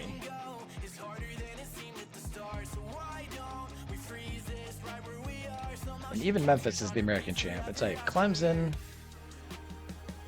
9-4 in the ACC, and I put them in. I mean, they played Michigan close, 42-35. Like, they held their own. I just really didn't like that Louisiana got smoked. So I don't think I put any small schools in the next year. Big Northwest, ACC, New Southwest, SEC, Big Northwest, SEC, Big East. Didn't Louisville get smoked? No, Louisville won a game. Big 10, SEC, ACC, Mountain Plains, New Southwest.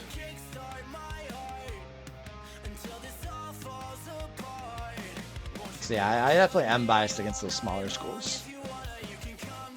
Put 2 of them in the first year, and they did not fare so well.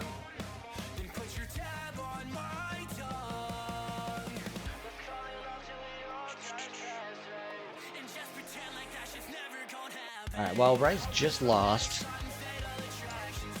Did they beat anybody good? Besides Middle Tennessee beating them and them beating Middle Tennessee. Is there anybody else? No, I don't see.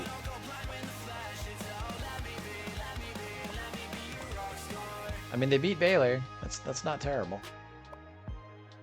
Got to throw the small guys a bone. What are they playing for? I could eventually move them into a better conference if they consistently win year after year. Conference realignment. You got to get yourself in a better conference.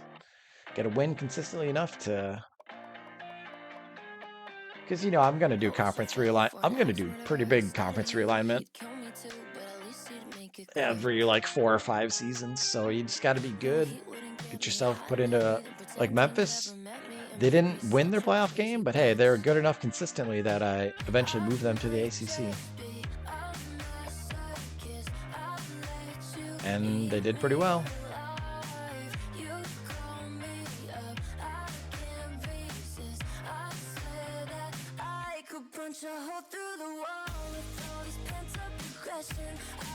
So Memphis year 1 in the American, 8-3 overall. Second year, 10-2 overall. Year 3, 8-4 overall. So there you go. That was good enough that when I needed 2 more ACC teams, they got the call. App State and Memphis got moved into the ACC.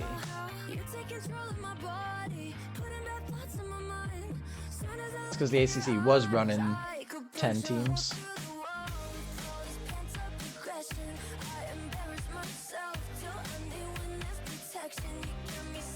Oh yeah, because Cincinnati and Louisville moved to the Big East. So then they went from 12 to 10 teams, and I was like, well, I should go back to 12 teams.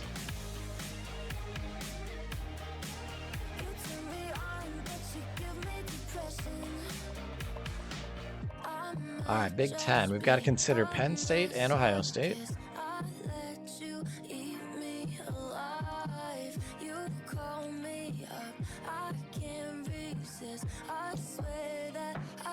PSU, OSU. And we have to consider Wisconsin, maybe Minnesota. Nebraska's a bad loss. Illinois is a good win. Iowa's a decent win. Michigan State's a decent win. Miami of Ohio. I don't think Minnesota's going to get in, but we'll at least consider them. And yes, that is definitely a Big Ten bias that I'm considering 4 Big Ten schools. Penn State, Ohio State, UW. That's for you Frozen Scout fan. UW.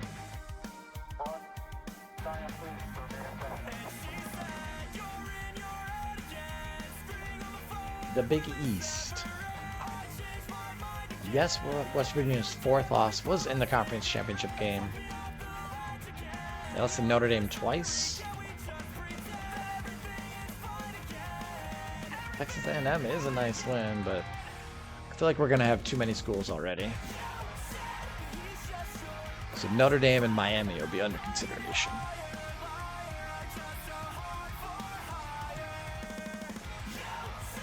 We're already at 9 schools. We haven't even gotten to the New Southwest or the SEC yet.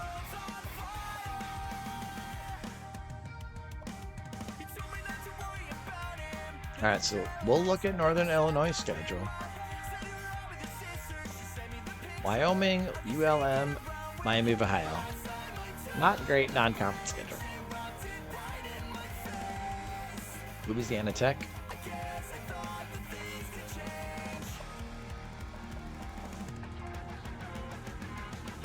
Sorry, Northern Illinois. All right, Big Northwest. Obviously, we're considering Utah, and we got to look at Stanford as well.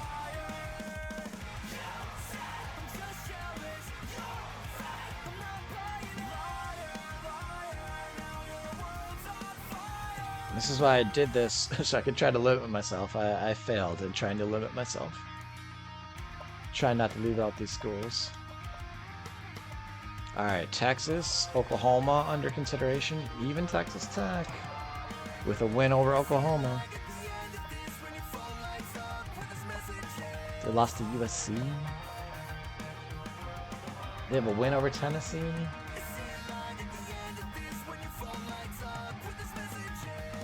Alright, I'm gonna leave Texas Tech out because we're already getting kind of too full.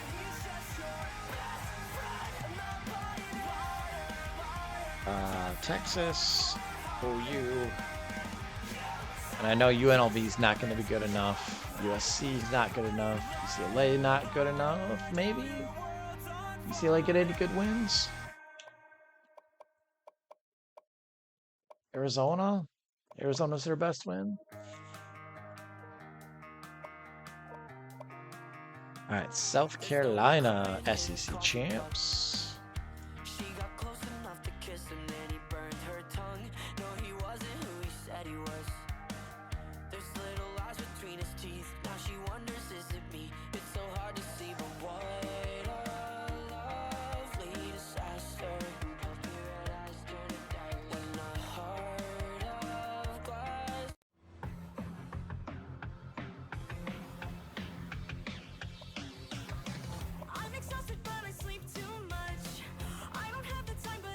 So that's what I'm saying. Alabama and Auburn, identical records.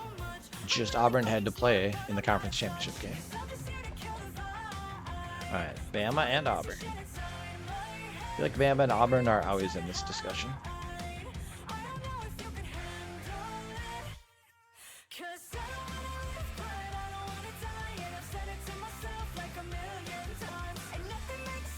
Sunbelt?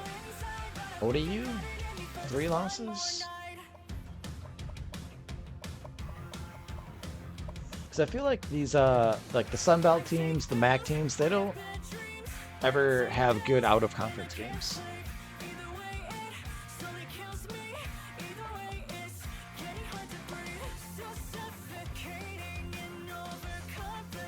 All right, we've got 16 teams, so we got to cut off 4 of them.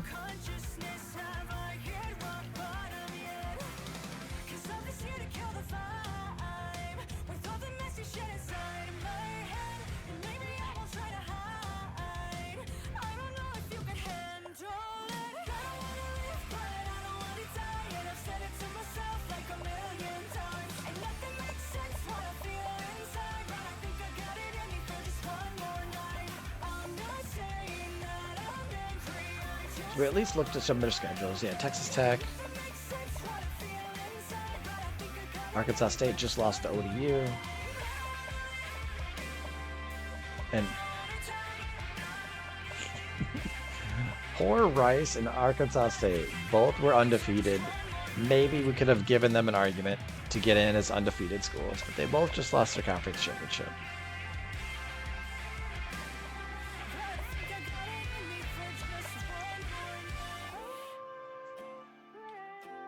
All right, Utah 13-0.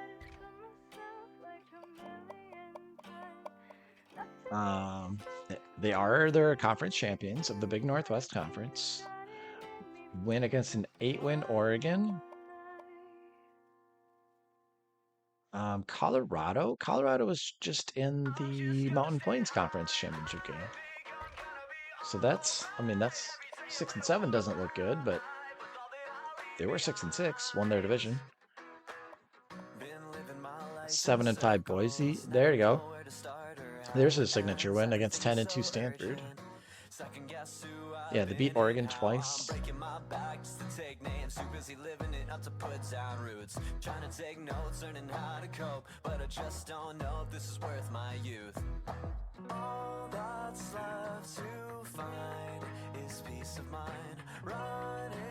I somehow not write down Utah? Oh, there's Utah.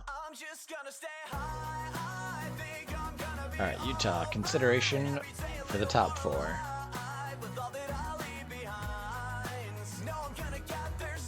Kansas State beat a 7-5 Iowa team in overtime. They also beat Colorado twice, obviously, so they won that conference championship game. Iowa State 7-5. There's a nice Houston win 9-3. So there's no good Stanford win.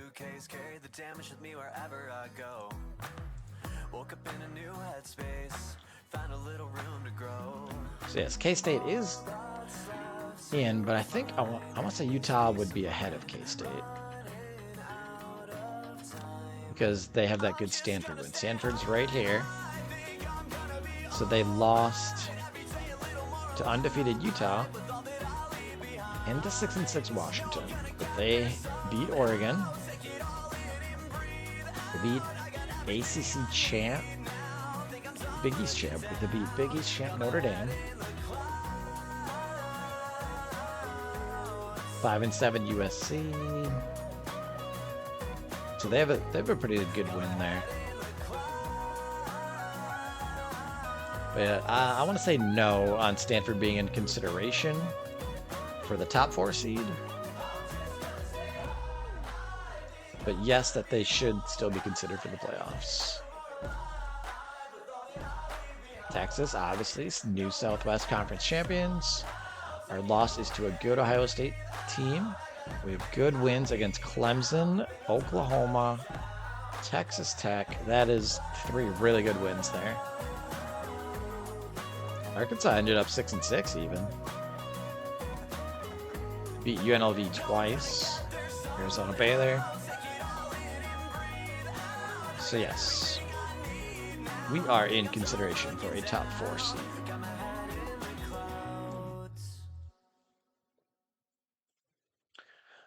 Rice, we've already gone over there. Ohio State. So obviously they have a good win against us. They only won 9 games. Somehow they got screwed on the schedule. But they beat us. They beat a 8-4 Illini team, 7-5 Iowa, 7-5 Michigan State. The Northwestern loss is questionable, but Penn State's good. So they are a little lacking. But certainly the win against us keeps them in the conversation for making the playoffs.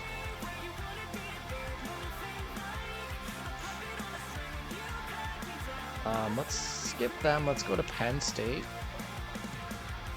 Penn State won the Big Ten, which is a big help. What did they play? Kent State, Temple, Pitt, of course. Oh, that's right. They only get 3 non-conference. So that's not a good non-conference schedule. They lost one of those games. They lost to Temple. Lost to Northwestern. And lost once to Wisconsin. Came back and beat them. But they beat Illinois and Ohio State, so yes. So far, I haven't seen any bad teams to throw out yet. Let's go and look at Wisconsin. 2 losses, one of them in the conference championship. That's not terrible. Illinois, a good team. So who did they beat? They beat Minnesota, a good team. They beat Iowa. They beat Penn State. Non-conference games. Virginia Tech, UTEP, and South Alabama. Not the strongest resume, but still good enough. Minnesota, I feel like, is not going to make the cut. They're not even on this list.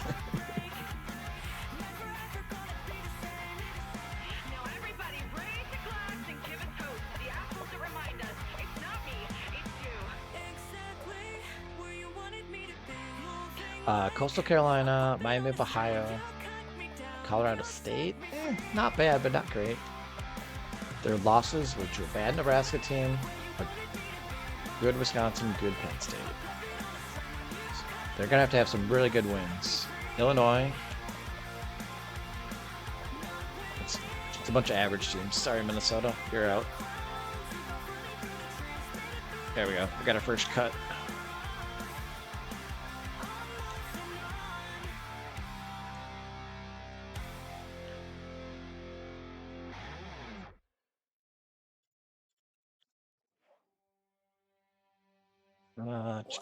We need Clemson. Free rice?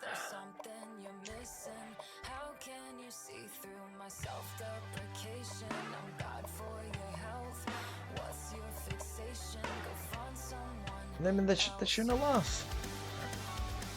Why'd they lose to Middle Tennessee?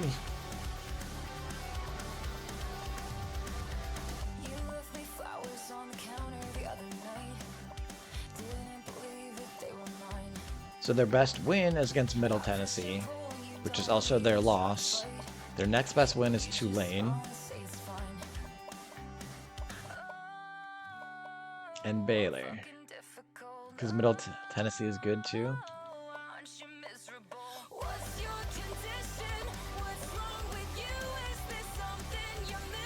Middle Tennessee. Western Kentucky, Bowling Green. They lost to Tulane.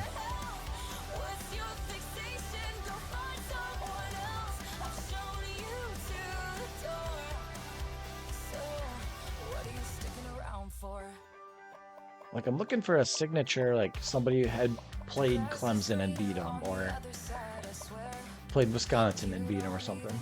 Like, Ohio State's getting good credit because they played Texas and they beat Texas. I'm not seeing... Nothing's really jumping out to me. Like, we can go look at Tulane.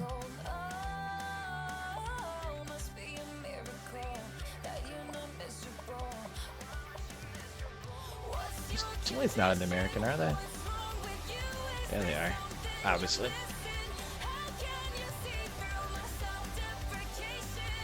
Tulane has an FCS on their schedule. They lost to Navy and Louisiana. And they lost to Tulsa. So, like, what's Tulane? So it's like these teams have a couple losses. They lost to Tulane, but then did Tulane have a good win outside of, like, the Middle Tennessee? No.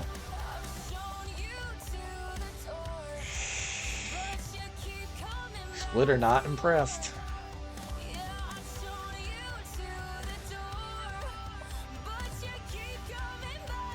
Definitely American has some good teams. If we go through the rest of these candidates and we don't have 12 good teams, maybe we'll throw Rice back up there. Let's take a look at ACC. It's Clemson and UCF. Like, seriously. I know it's better if we both say so long and thanks for the memories. So Clemson 10-0. 9-0 regular season, 10-0 after the conference championship game, but they lost all three non-cons. One of them was to me, so that's fine. One of them was to Auburn, so that's fine. That's right. And then they lost the rival. So they have 3 losses against 3 teams that might also be in the college football playoff. Good wins. They beat UCF, obviously.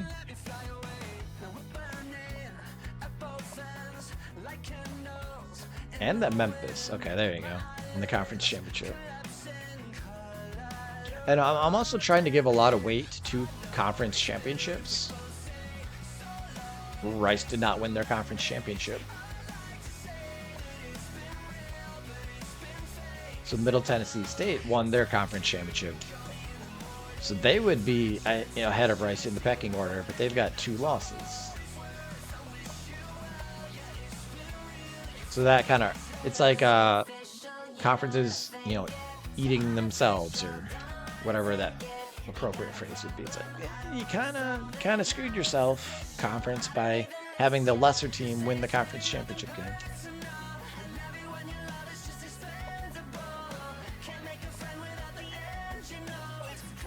So yeah, Clemson's going to be in the conversation. They're not a guarantee, though. So yes, all 3 of their losses are to really good teams, but it is still 3 losses. And their only good win is against UCF, who lost to a bad Florida State team. Do they have any good wins? Not really. One FCS win. Georgia Southern, not an impressive victory. So I'm going to say based on no impressive victories and a bad loss, let's say UCF is out and no conference championship. UCF is out. Clemson in consideration.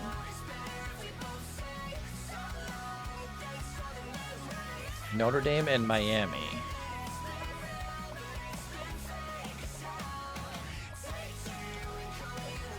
Notre Dame went undefeated in conference and won the conference championship. Who did they lose to? They lost to a very good Stanford team. They lost to a decent Navy team. Okay, do they have good wins? West Virginia twice, Syracuse. A lot of 7 and 5s. A lot of 7-5, 6 and 6 wins. I'm even going to give Notre Dame consideration for the top 4.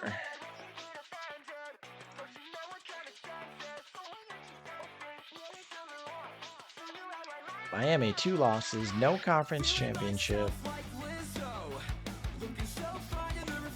So they lost to Notre Dame, obviously. 6 and 6 South Florida they lost to. So what do they have for wins? They beat West Virginia, there you go, and they beat Syracuse, so that helps them.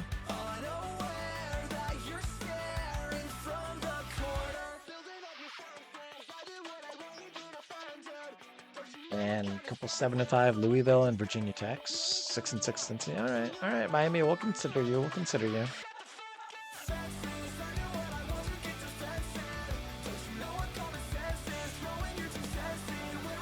4, 5, 6, 7, 8. So we've got 10 in consideration, still 4 to look at.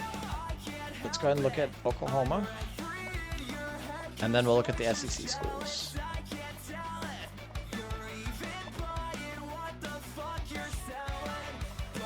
Two losses. One of them is to me.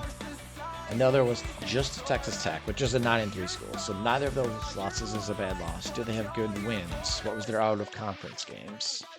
Cal was an out of conference game, 5 and 7. Kansas out of conference, 0 and 12. That's not good. Oklahoma State out of conference. Okay. So if they lost to both me and Texas Tech, then they're not going to have any impressive wins. Because Baylor was meh, Arizona was meh, UNLV was meh.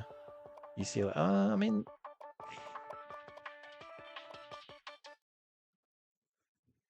they're in consideration, but they're not a guarantee to get in either. Apple, would you rather have Middle Tennessee would be ahead of Rice. What was the other one? Arkansas State? Sunbelt? See, Arkansas State doesn't have a conference championship. ODU 3 losses.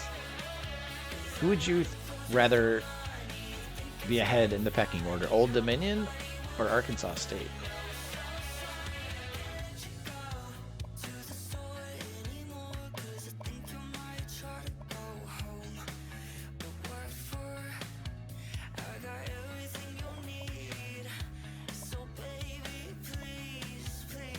There you go. SMU and Duke are so SMU's in the Mountain Plains Conference. Duke is in the ACC.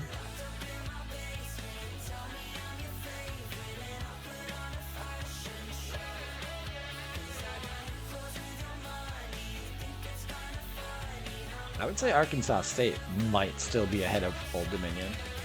But for Arkansas State to get in the playoffs with 1 loss and no conference championship, tough.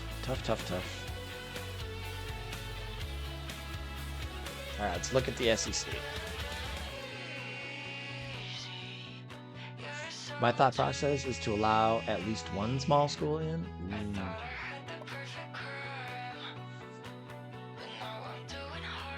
I might have to start doing that. I'm just not really loving any of the candidates this year. What about the MAC? Did the MAC have anybody?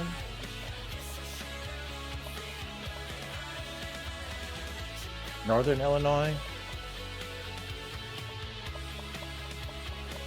See, and at least Northern Illinois did win their conference championship.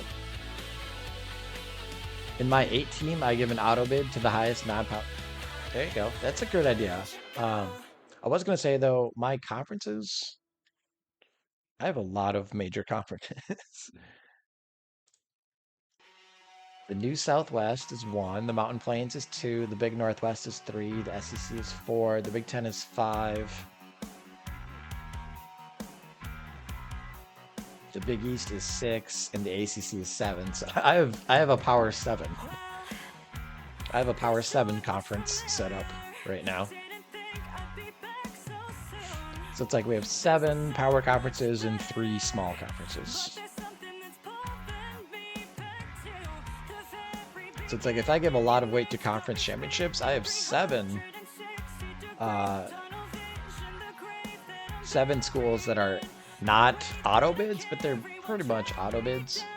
I don't think I've ever left out one of those 7 conference champion teams. And then usually like the SEC will have a second good team. The New Southwest will have a second good team. So if like 3 out of those 7 have a really strong second team, that's 10 spots filled already. So there is room for one more. Like I said, in year 2, the first year of the 12-team playoff, we did put in the American champ and the Sun Belt champ. So maybe I was a little too quickly to jump off that bandwagon. Maybe I should give him another shot.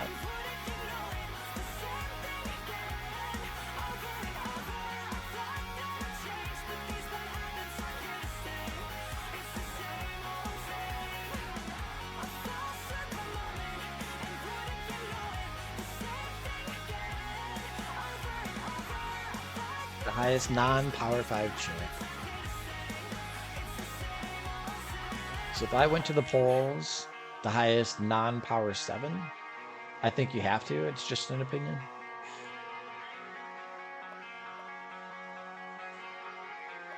So Rice did not win their conference.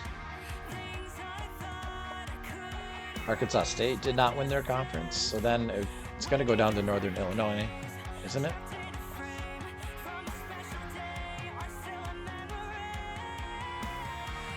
And that's not too crazy, moving them up from 16 to 12. Middle Tennessee State is right there. If there was a way for them to do a play-in game. You guys play each other, the winner gets in.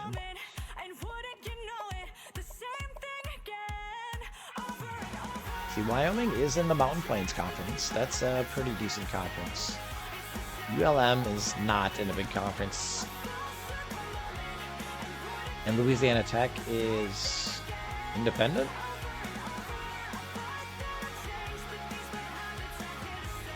Question mark?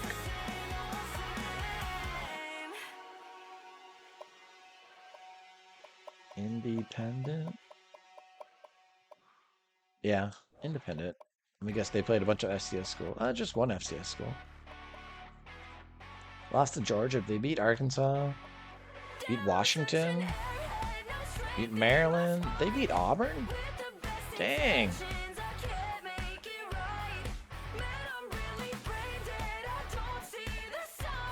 Losing to Vandy, not good. So maybe I was selling Northern Illinois short a little bit, that this Louisiana Tech win didn't mean very much, but Louisiana Tech's apparently good enough to beat Auburn.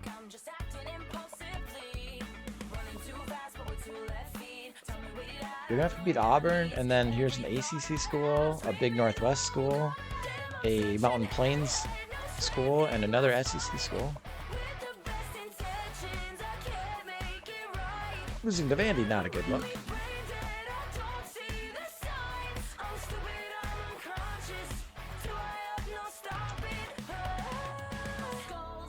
Okay, so Louisiana Tech's a good win.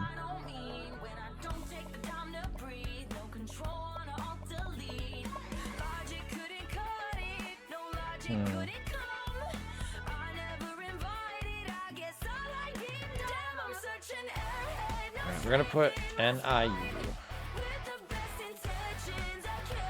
into consideration.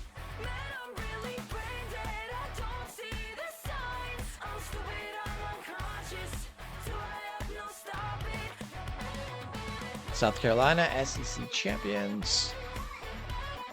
Lost to Texas A&M, Vandy, bad loss.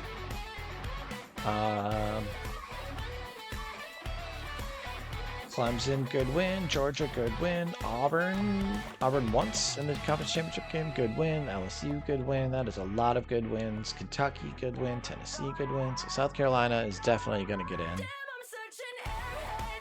Let's go ahead and give them consideration for a top 4 seed.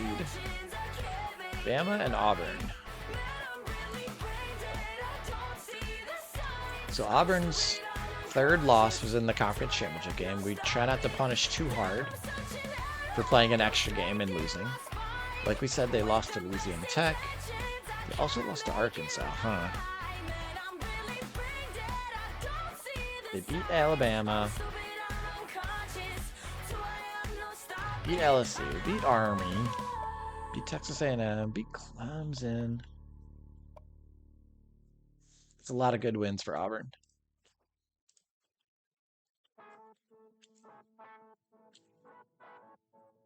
And I'm assuming Bama's going to have an equally... They lost to Auburn, lost to Michigan State. Good win against Kentucky. Look, this is not as impressive of a schedule. Alabama's definitely not as strong as Auburn.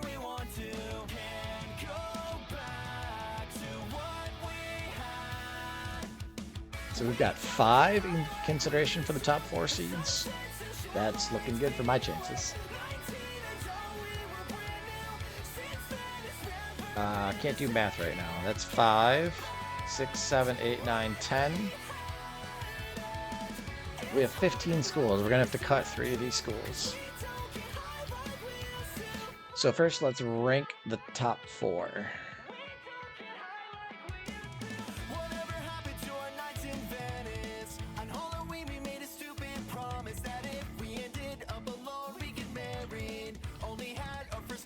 So South Carolina, 2 losses.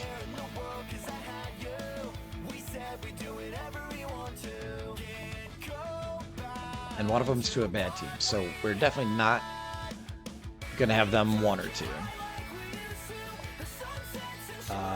Big East. Also 2 losses. Stanford's a good one. Navy's a so-so one. So, let me say they're not in consideration for the 1 or 2 seed.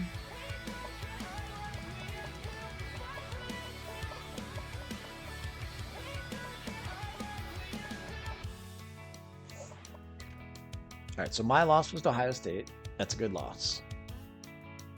If there is such a thing as a good loss. Oops, sorry, Spotify's covering up my chat here.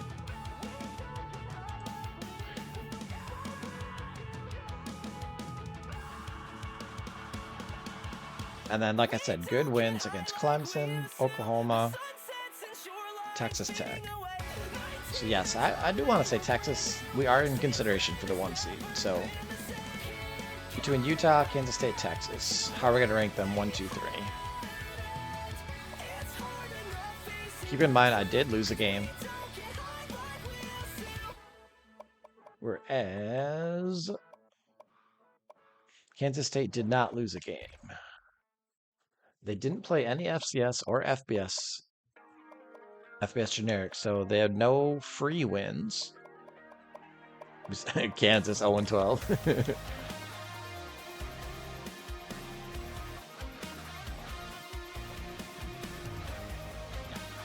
So the other division, like Colorado State, Colorado, there's a lot of mediocre teams in the other division, so it's just gonna be a lot of 6-6, 6-7, 5-7, 6-6, 7-5, 6. It's gonna be a lot of those wins. And all 3 teams in consideration here, we all won our major conferences, so we're all tied on that mark. So Houston 9-3. I think, didn't I say when I put these teams on here that Utah was probably ahead of K-State? Just because like the only team with more than 7 wins that they beat was Houston.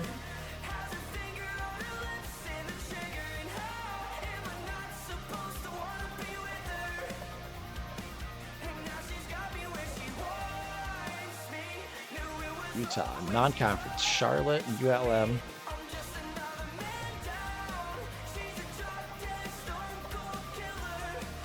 And Colorado. Okay, so Oregon, 8 wins. They beat them. Boise State, 7 wins. They beat them. Okay, yeah. It's because of that Stanford win. 2 Oregon wins and a Stanford win.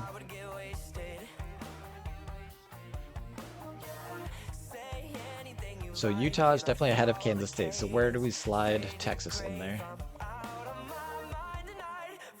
Or yes, we lost a game, but we also have a Clemson win.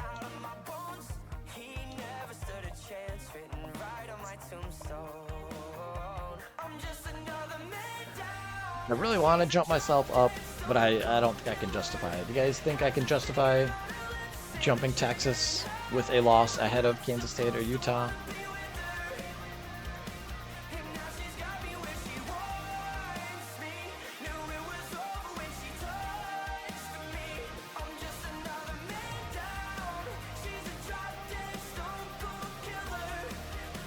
Because in the long run, whether you're 2 or 3 doesn't really matter. You're still on the same side of the bracket. You would still play each other. Alright, so who's going to get the other bye? Notre Dame or South Carolina? I think 2 or 3 is good. You eventually play them. Exactly, yeah. If you just win your games, you're going to play them anyway.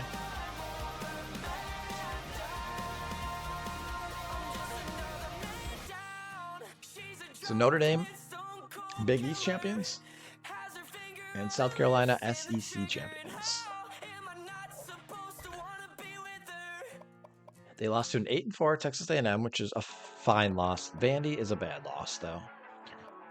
Good wins against Auburn in the championship game. Clemson, Georgia, Mizzou 9-3, Kentucky. So even Ohio as a MAC school 9-3. It's obviously doesn't carry the same weight as a 9-3 Mizzou, but still not nothing to ignore. So you could say 1, 2, 3, 4, 5, 6, 7 really good wins.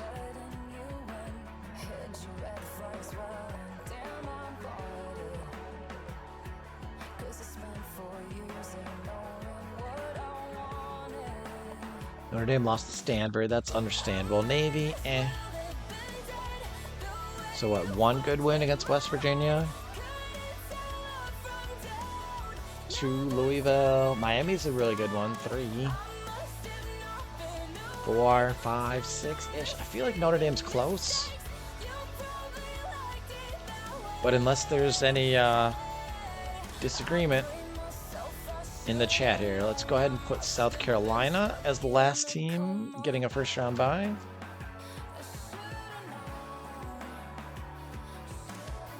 Which I'll slide Notre Dame into 5 right now, but we could maybe change our minds with some of these other schools here.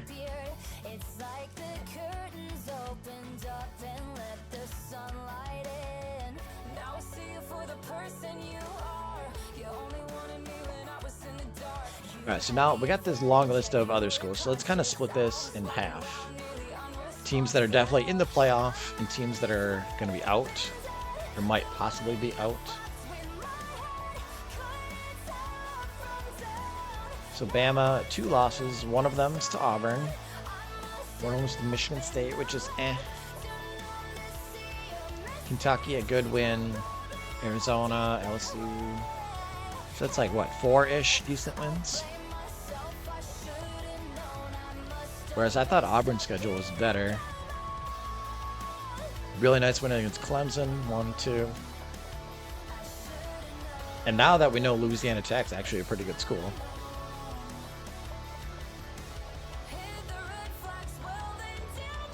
6-6 Arkansas loss. Eh. I don't know. Are you guys super impressed with Alabama or Auburn there?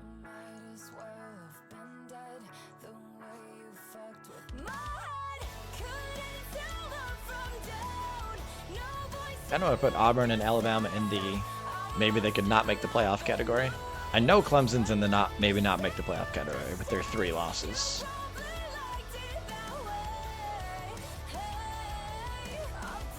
Let's go look at Miami.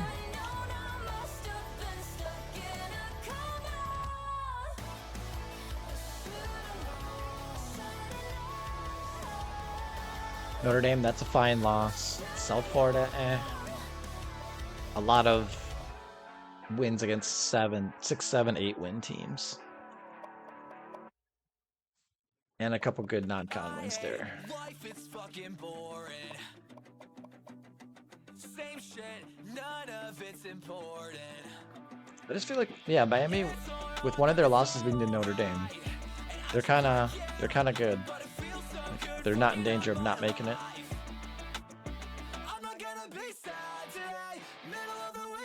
Let's divide this. So Miami comfortably in.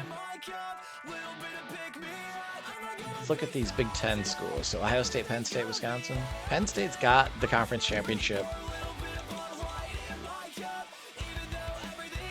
So I think Penn State's gonna have to be in. Those two losses, not good though. Sheesh. A lot's riding on that. On that Ohio State win there.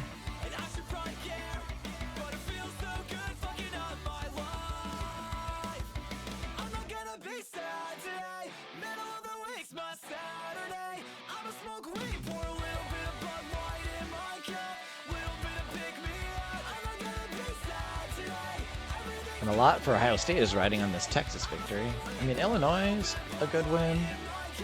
Michigan State, Iowa, good win. I kind of wish they had played a full schedule. I don't know, what do you guys think about Ohio State? I don't know what to think about Ohio State. For Wisconsin, yes, they have 2 losses, but one of them was in the conference championship game. We try not to punish for playing an extra game. They lost to Illinois, a good school. But they did have an earlier win against Penn State. Honestly, I'm not impressed with very many of these schools. Turns out you have 12-team playoffs, it kind of gets watered down a little bit.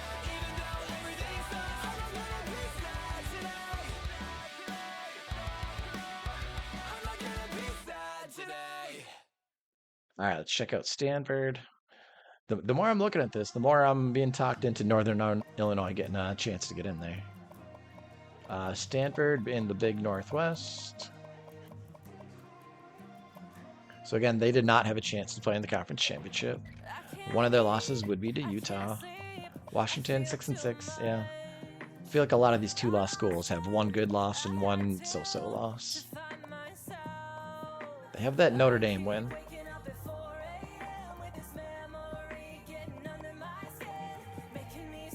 So they've shown they can beat good teams. They beat Oregon, beat Notre Dame. I feel like Stanford is comfortably in. So put them in the comfortably in category. We got Oklahoma and Northern Illinois.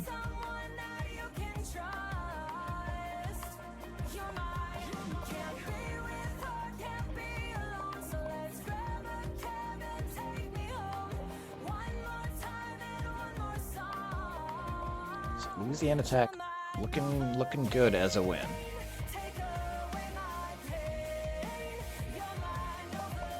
So their only slip-up was a road game to a team who went 7-5.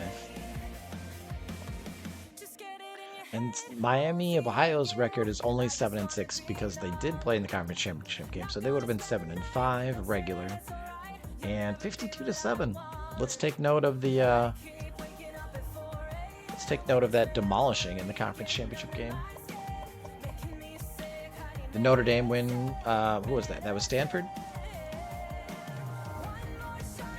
Yeah. That's my list of in the playoffs for sure.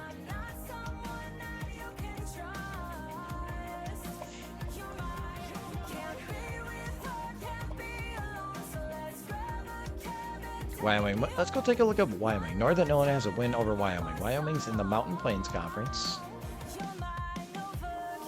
They tied. Yeah, it was a 3-way tie for the first place. Colorado lost the conference championship game, so that's why they're 5-5. Wyoming and Colorado State were tied. Ooh, they lost to Nebraska. That's not good. Otherwise, 6-6, 9-3, 6-6.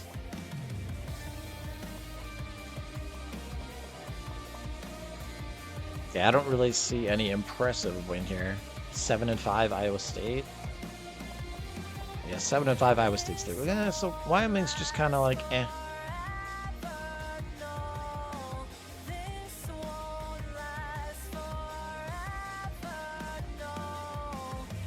We're not taking NIU out. We're just putting them into the list of teams that might or might not get in. And Oklahoma.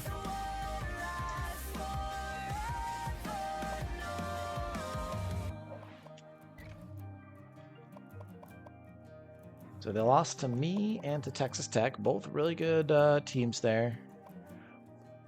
But the rest of the conference was a little bit down. So 8-4 UCLA, it's a good win. 7-6. So UNLV would have been 7-5. They played the conference championship game and lost. So 7-5 essentially. 7-5 Arizona, 6-6. Can't really find any schools to cut. Man, so all that got us was Miami and Stanford are definitely in. So Notre Dame beat Miami, but Stanford beat Notre Dame. Do we really have to look at whether Stanford would be ahead of Notre Dame or not? I don't think so. I think Notre Dame stays at 5. We have to rank Miami and Stanford. Do we just put Stanford ahead? 10-2 overall. With one of their losses being to #1 Utah. Loser of the Iron Bowl is out. I think I might have to agree with you there. I'm trying to keep track where I'm at. So then Miami.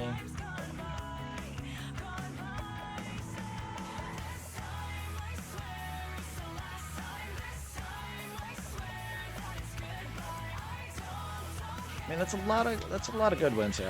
I'm gonna put Stanford ahead of them.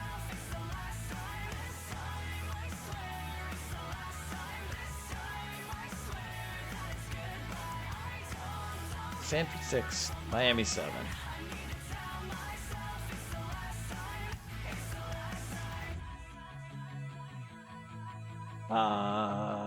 Ooh, that would have been Auburn though. No. That would have been Bama. Right, because that's why I was saying Auburn would have to be in ahead of Alabama, because Auburn beat them head to head.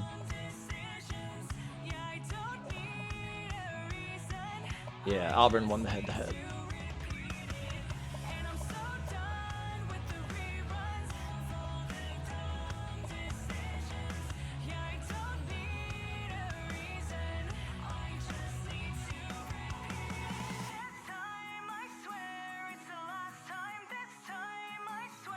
Alright, it would help if I would start writing in some of the records.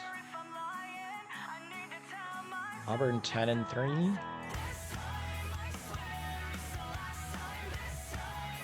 Conference loser. They got their 3rd loss in the conference championship game. Clemson has 3 losses.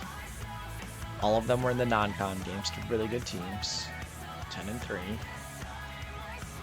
Oh, let's not forget conference winner should boost Clemson. –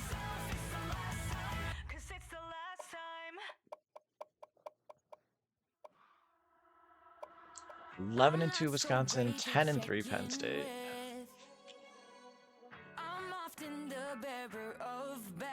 So are we going to rank Penn State ahead of Wisconsin? Wisconsin has a better record, but Penn State just beat them head-to-head in the conference championship game. And what was Ohio State 9-2? That's so weird.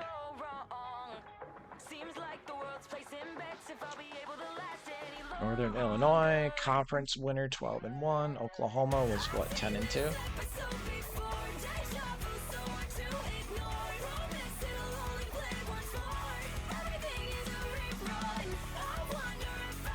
(10-2).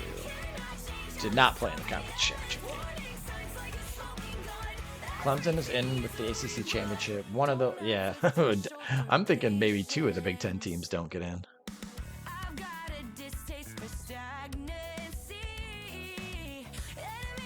Yeah, Clemson won the ACC, and all three of their losses were to really good what did we say their losses were? To Texas, South Carolina, and like Notre Dame or somebody. It's like, honestly, it's like I don't even want to put any of these Big Ten teams in. None of them were impressive to me. Kind of feel like I have to put in one.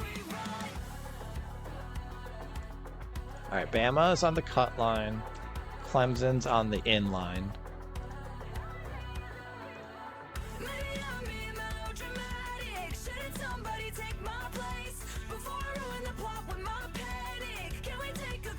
I feel like Penn State's going to be on the in line.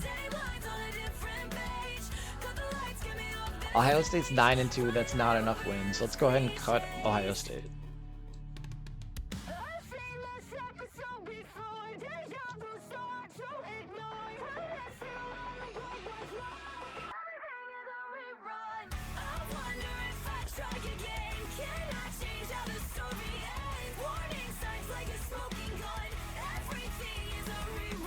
Conference loser, conference winner, did not play, conference loser.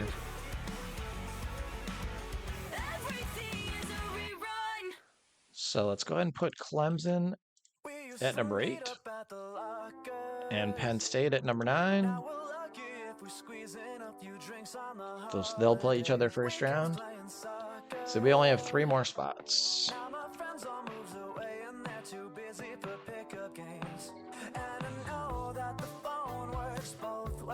So we still got to cut 2 of these teams.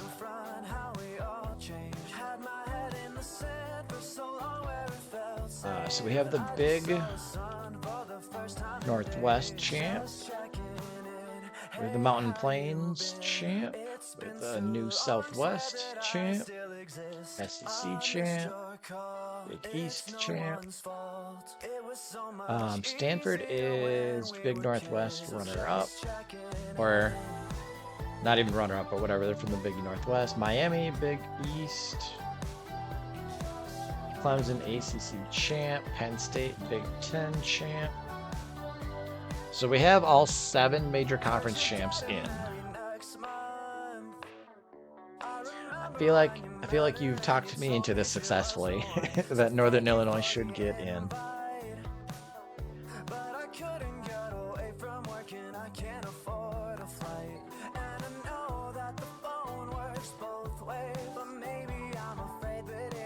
All right, Bama's out. Auburn got their 3rd loss in the conference championship game. Wisconsin got their 2nd loss in the conference championship game.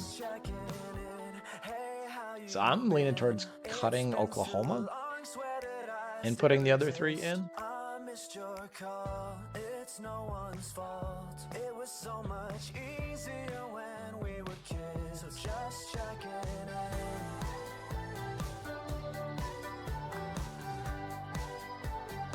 Let's compare Oklahoma and Wisconsin.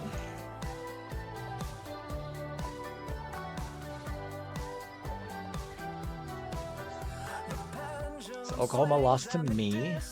He's going to be the overall 3rd seed. Texas Tech, 9-3.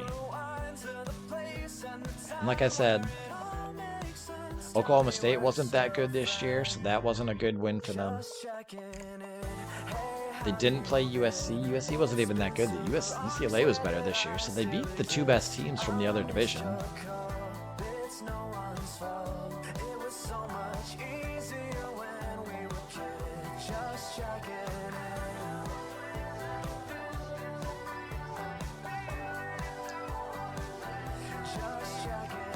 They beat a 9-3 Minnesota. They beat 7-5 Iowa. They did beat Penn State. I think that might be the tiebreaker right there between Wisconsin and Oklahoma. It's like, yes, they lost to Penn State in the conference championship, but they had also beaten Penn State earlier in the year. And if Michigan was any good, that would have helped them. I can't believe Purdue went 0-12.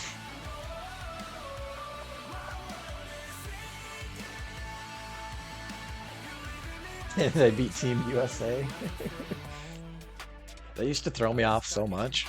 I was like, USA, what?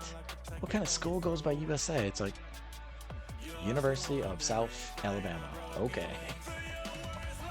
USA. USA. USA. I do my best not to let my Badger bias factor in here. It's like I've been playing as Texas for long enough where it's like I play Oklahoma every year and Oklahoma's good every year. I kind of want like Oklahoma to have their chances. Oklahoma's had their chances though. Oklahoma was the 3 seed last year. They made the semifinals. Lost to Clemson 42-30 in the semifinals last year. They did not make the playoffs the year before though. I was the only team from my conference to make the playoffs the year before. And in the first year, 4-team playoffs, Oklahoma was the 2 seed. Oklahoma won the national championship the first year.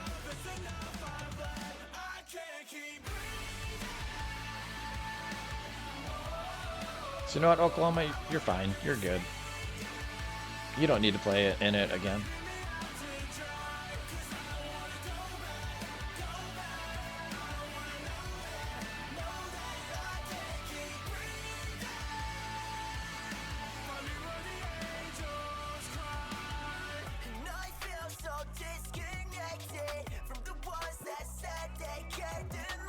Alright, I'm going to make sure I don't have any conference games, first round matchups. Auburn, Wisconsin, Northern Illinois.